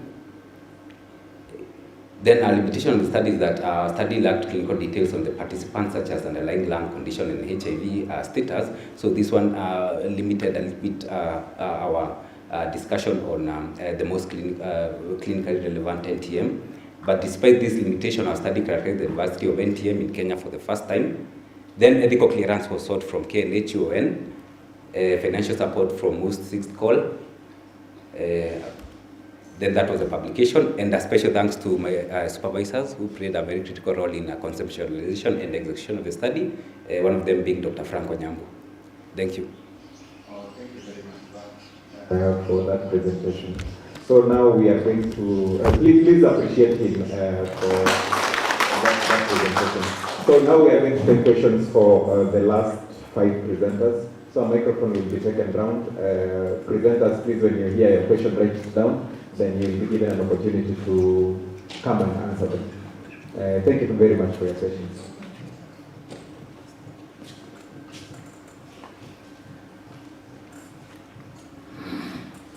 Maybe any question for Masi Shidepuri, who presented about factors affecting accessibility of utilization of information, resources, post-COVID-19 era in academic libraries.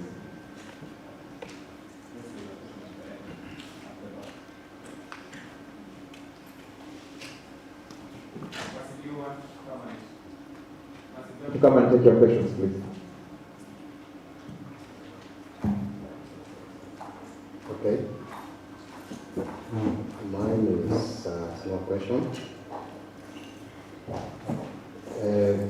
In your study, how can you rate the adoption of the new trends in librarianship, the issue like e-librarianship, and the issue about system librarianship. And in such a case, of what significance is your study towards the incorporation and the integration of those trending areas in librarianship? Also, another concern is about information resources for different users. Which policy framework are you going to incorporate so that to ensure that you really adhere to Saranganathan's 5 principles about librarianship? I will answer the last question that you just asked. The first one, I will ask you to kindly repeat it. So there are another 5 laws of information says that books are for use, and we should always make the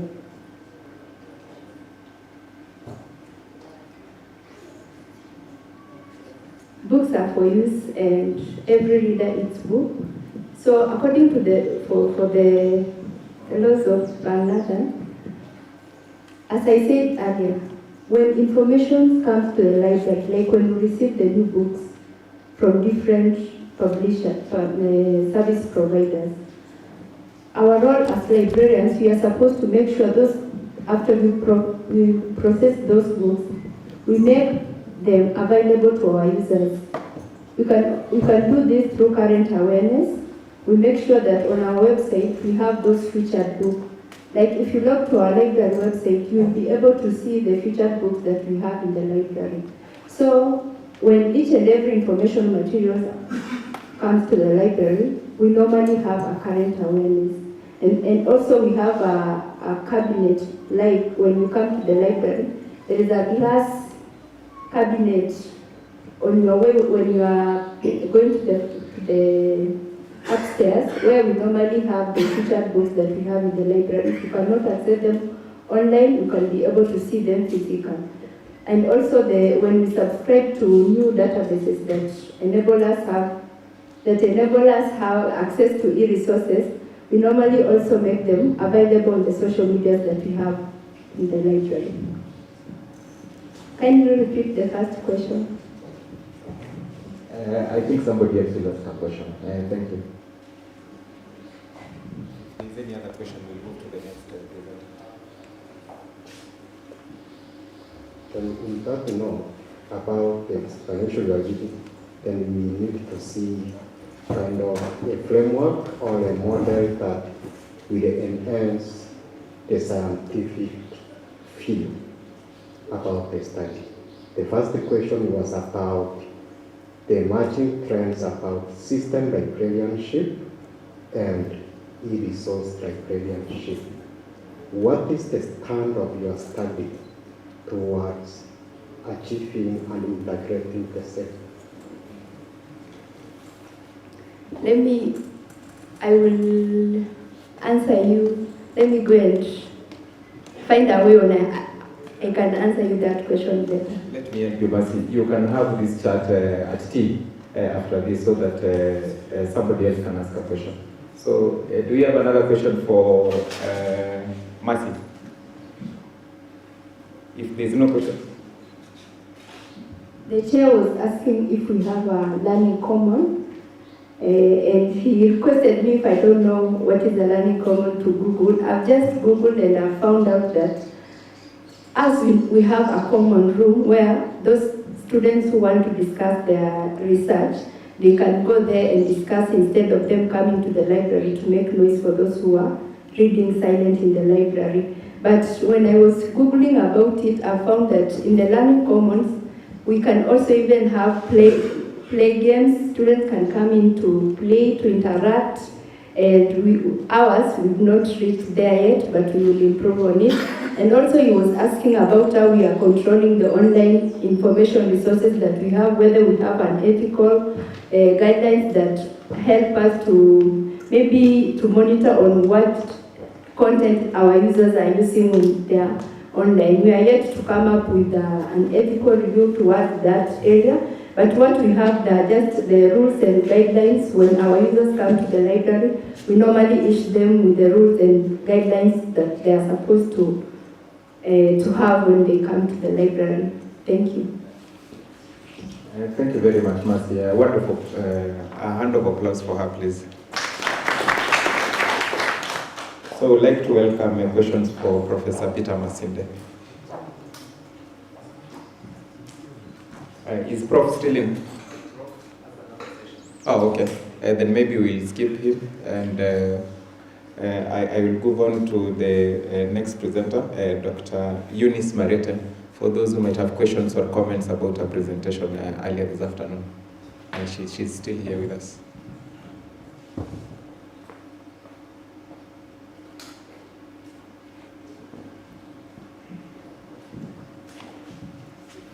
Thank you, Chair.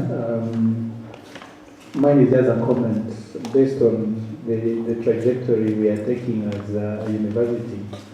And I keenly listened to some of the findings that she came up with, and how that can actually be speaking to us using that evidence in decision making. She did mention the fact that about 56% are not involved in research projects. I think that to us is just supposed to provoke us to start thinking of how to do it. And then number two, there's also a very low level of publications. And I think these are the sentiments we are expressing. Then also a lot of the recipients were from the internal grants. So we need to cast our nets wider. My request is let's cast, especially for those in positions where they can actually compete out there. Like our chair said, there's a lot of money out there. Let's look at how we can be part of it and partake it. And so mine is just to ask for more commitment, and especially to faculty, to try and see how we get involved in research, since what she was mentioning as teaching taking more of time speaks to our current conversation. Thank you.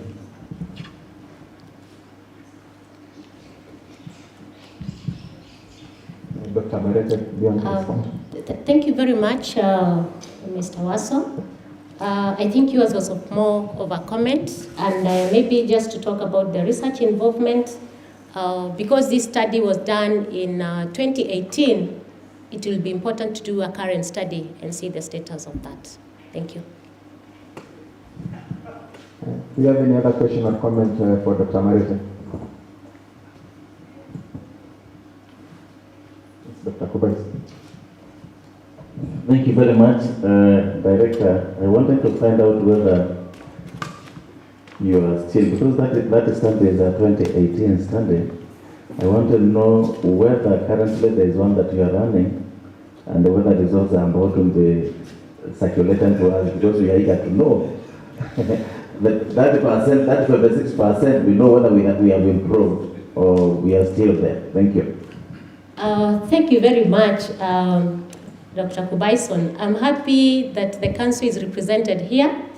And I would like to say that if we are given the funding, because we did this, of course, using some surveys, engaging our research assistants, I would like to say that once we get some funding, we can do, but we are not carrying out any study at the moment. Thank you. Thank you very much, Dr. Marete. One final question or comment for her, if there is any. I guess that is it, Doctor. I think by and large we appreciate that probably whatever findings is coming out might have been overtaken by events. Yeah. But speaking from what we desire of of research now, we would want to commit a lot of the internal seed grants and funding to young faculty. Okay. And building their capacity to produce very high quality research and even to do the projects. So yes, you might ask for more funding, but I'm seeing the direction we are going, we might focus on them, maybe those ones who are below 5 years old in the university. So we are simply saying that we want to wean you off this. So we give the ones who are really needy so that you build their capacity. You can now, we feel, you can actually compete out there and see whether you can also win with your counterparts. And there's even a bigger pie. What we might provide may not even be much. Exactly. Thank you. Thank you very much. Much appreciated, Mr. Waswa. Yeah, indeed, it will be important to have the younger researchers do this. But of course, we are open to provide any tools that we use, they can adopt and use them. Thank you. Thank you very much, Dr. Marite. Please, a round of applause for her. So our next presenter was Mr. Gatobu. So he presented about influence of procurement process on the performance of public entities and his Nairobi County as a case study. So we are going to welcome comments or questions for Mr. Gatobu. Okay, Dr.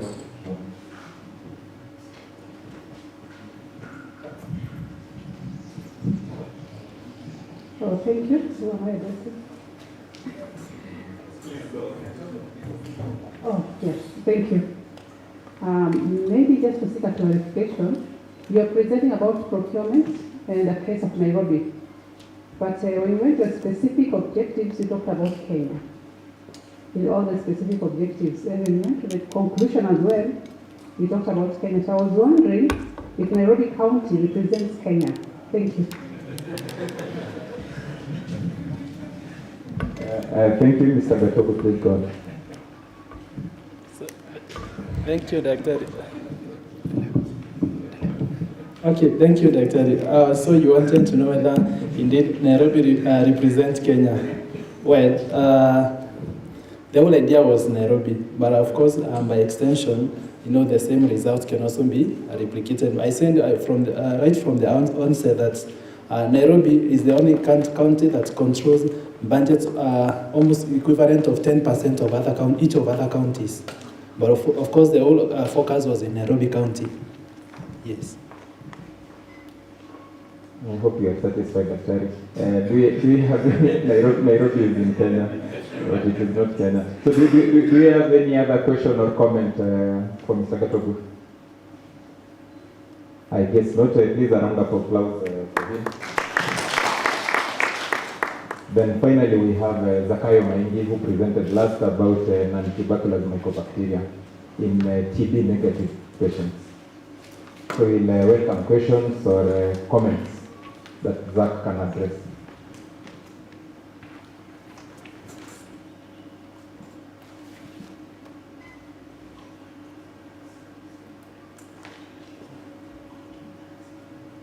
Okay, Dr. Dasha. Okay, thank you. It was a deep and a good piece of work. So my question was, fine, you've mapped out all that in Kenya, which is quite a wide study. How does it fit within the global scheme of things? Like all those species of mycobacteria you came across. How do you fit them within the global scheme of things, as far as TB is concerned? NT. You're calling it? Non-tuberculous mycobacteria. Yes. Thank you. All right. So let me try to answer that question. So, what you are saying is that these non-tuberculous mycobacteria previously it was not being diagnosed, especially when you go to the developing countries. But now the developed countries have been doing that diagnosis since like 10 or 20 years ago. So right now they have discovered the significance of NTM, and they're actually saying that this NTM presents with the same clinical manifestation as TB. So that study or that global perspective now from the developed countries is being brought now to the developing countries, so that now we can see the impact of this NTM and probably find ways of how to treat patients who have NTM, pulmonary NTM disease.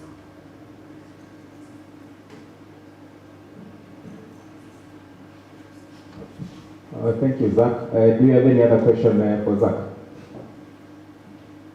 If there is none, please a round of applause for him. So we've come to the end of this session. We are very grateful for your patience. We have run over time. Being the first day of the conference, we are learning from how we can improve for the rest of the days. So we've had very interesting discussions, and I will request for us to clap for all presenters for the entire session.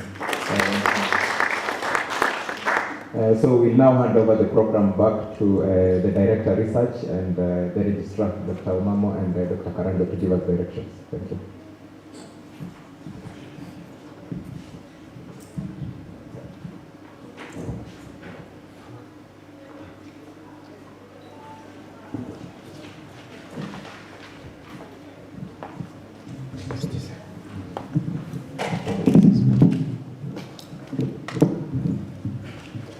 Thank you very much, Dr. Onyambu and Dr. Chege, for actually steering that session. And slowly we are coming to the end of our pre-conference today, but we want to wrap up with a few remarks from our acting registrar, academics, who will invite our academic chair from the council, Mr. Waswa, to make the closing remarks. But this is a first, and we have started on a high note, and we believe we will keep the momentum going in consequent conferences. And just like you heard, our pre-conferences will be mostly for our postgraduate students, and we're encouraging mostly our PhD students, so that they can come present whatever they have, and they can be interrogated further. And that is the essence.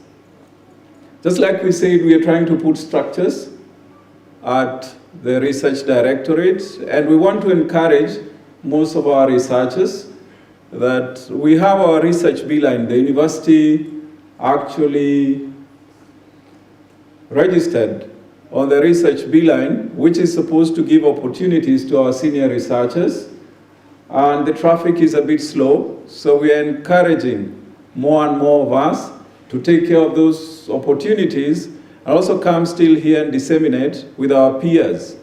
So I want to thank you very much sincerely for the first day turnout and the beautiful interaction, and we hope that we'll keep this momentum going, because now more and more we will have more guest speakers from outside the country and from within the country, and we want to give them an experience which they will continuously bring into this MASTIC conference. Just like you've seen, this is MASTIC 2022, and immediately after this, we will embark on the MASTIC 2023, and we believe the experience will be better from the challenges that we have gotten on this one.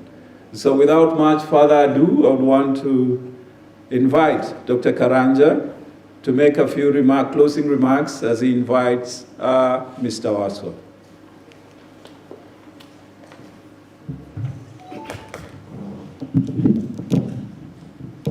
Yeah, thank you very much, Director Research.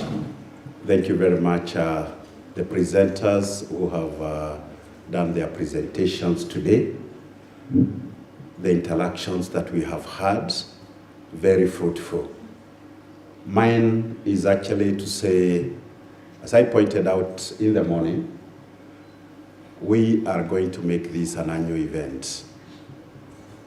An annual event, and day one will always be a pre-conference, but this time will be for postgraduates. This time we had actually staff who had got internal grants, and we are very happy to see the progress they have done. So mine is actually to thank all of you once again.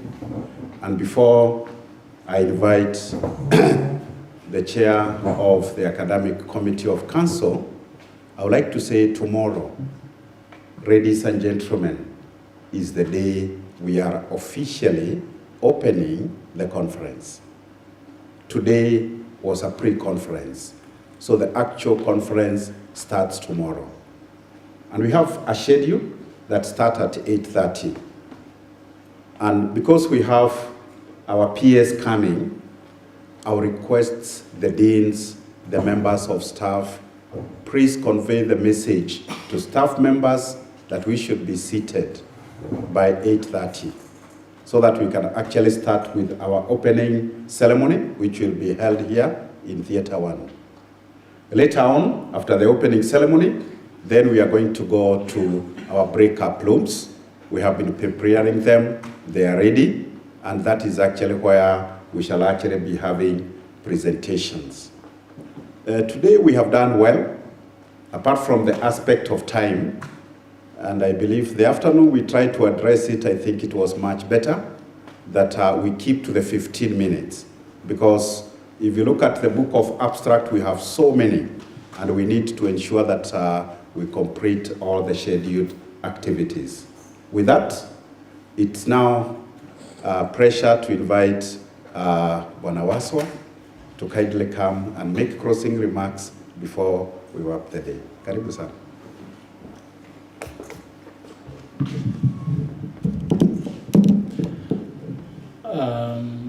Good evening all again.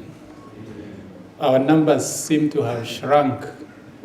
I don't know whether it was fatigue or general lack of interest, but I'm happy we are still towing the line. When Dr. Karanja, you mentioned opening ceremony, some of us, when we were going to university, we used to call it OC, opening ceremony. And it used to be characterized by about 100 strong men, not women, trying to squeeze into a door like that, wanting to eat. Anyway, that is offline. That was for another day.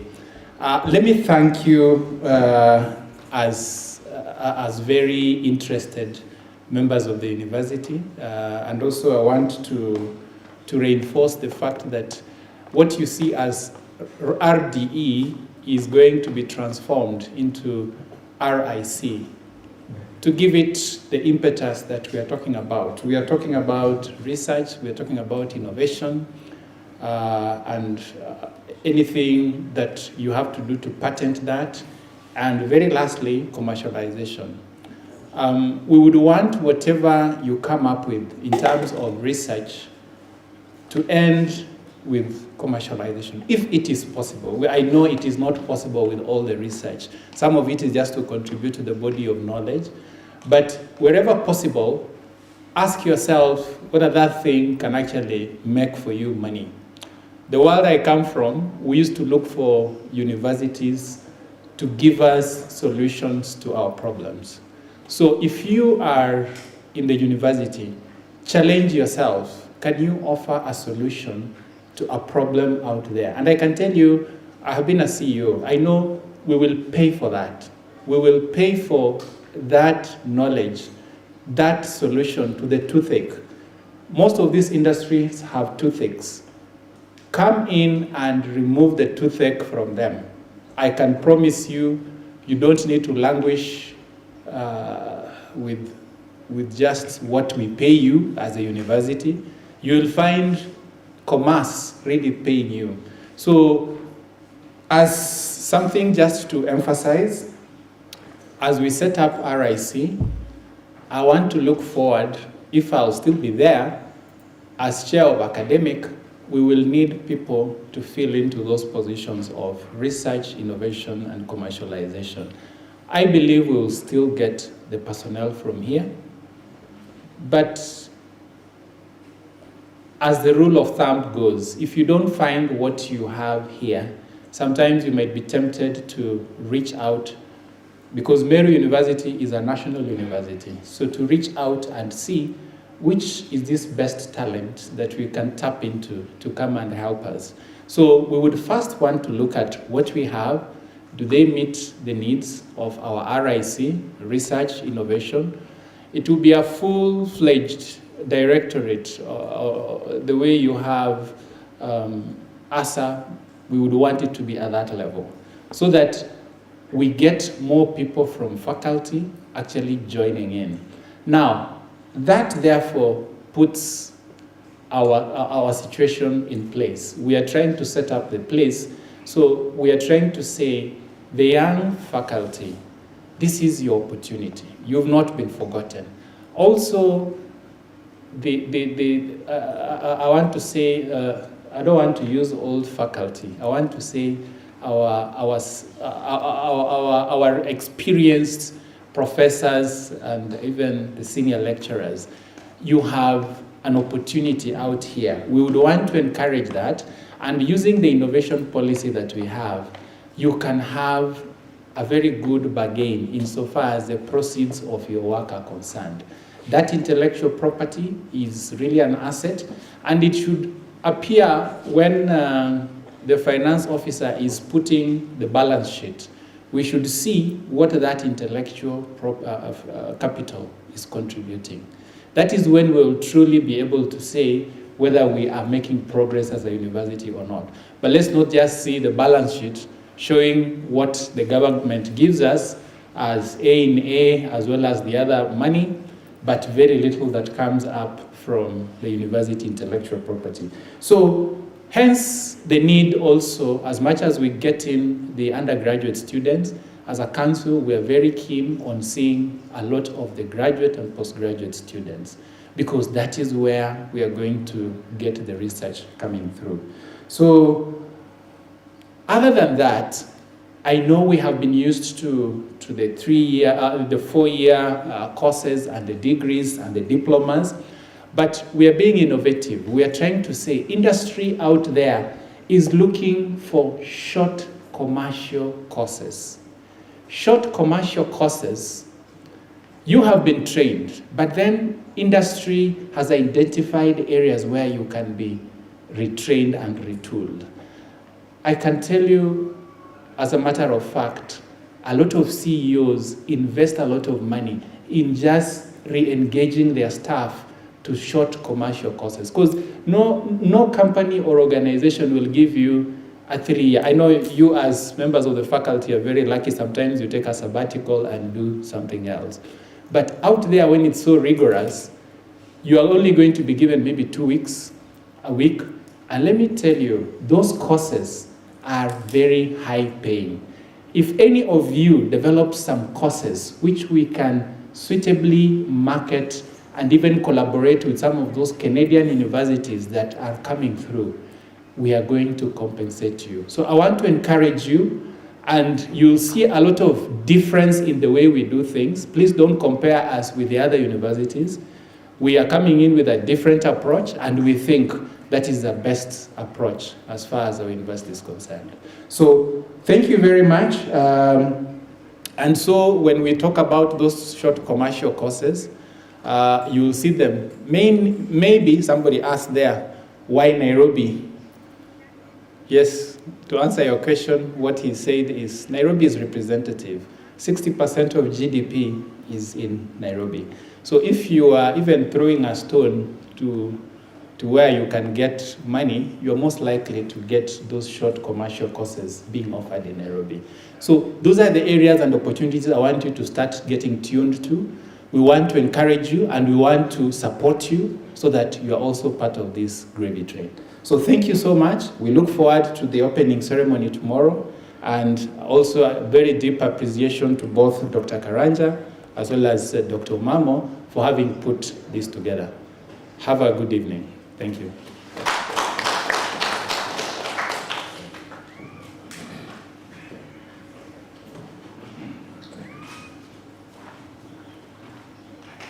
Yeah, let's give the chairman a better clap. Thank you very much. Before I ask Dr. Chege to come and read us in a closing prayer, we have our DVC. Maybe you may have a word before we wind up for today.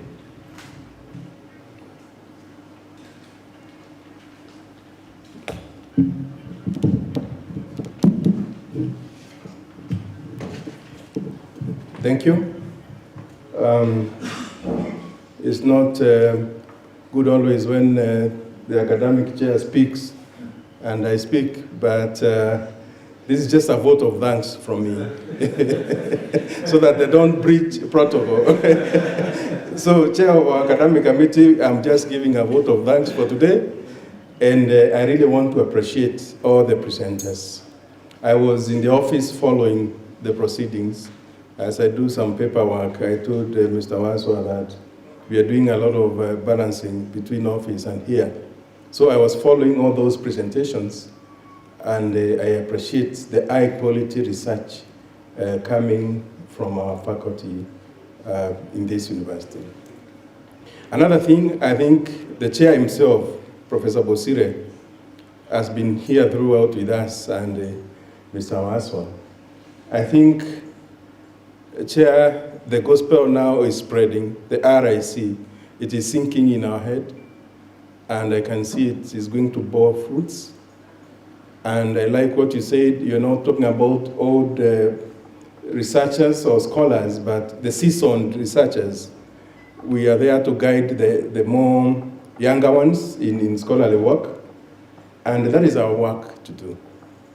So for me, on behalf of the academic division where research is domiciled, to us, this is an historic event for us. And it will go a long way to the history of this university. There's somebody I shared with, and is not even a member of this university, and he told me, people don't know where even the money is. Chair will give us our salaries, but that gentleman told me, if you are good in research, money will look for you, not you looking for the money. That one sank into my mind, I still remember that. That if you go into good research, cutting edge research, money will look for you when you're doing projects, and the money will come. The good thing with Dr. Mamo, we have come up with a policy, IP policy, research policy, and all that. Therefore, thank you very much, colleagues.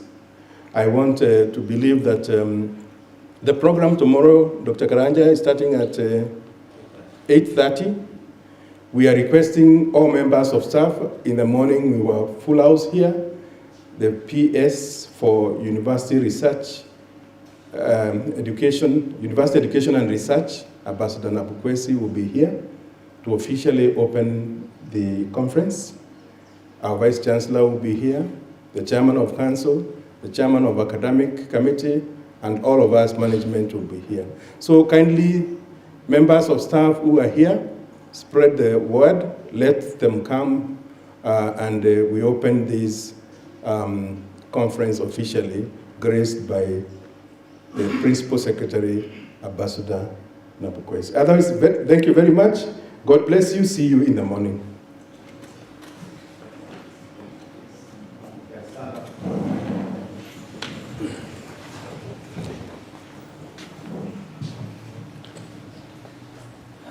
Let's bow our heads for a word of prayer.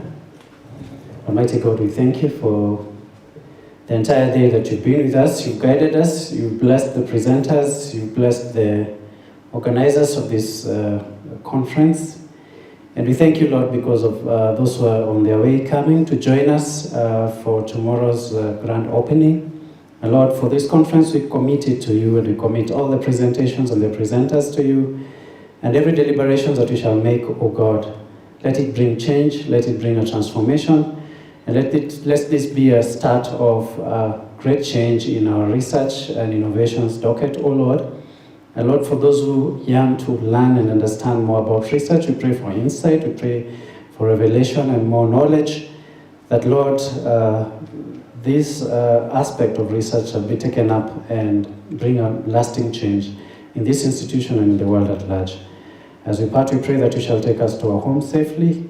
And Lord, even as we reconvene again tomorrow morning to proceed with this conference, may you give us strength and the ability to execute every activity that you have planned ahead. For this is our prayer in Jesus' name. And now may the grace of our Lord Jesus Christ and the love of God and the fellowship of the Holy Spirit be with us now and forevermore. Amen. God bless you.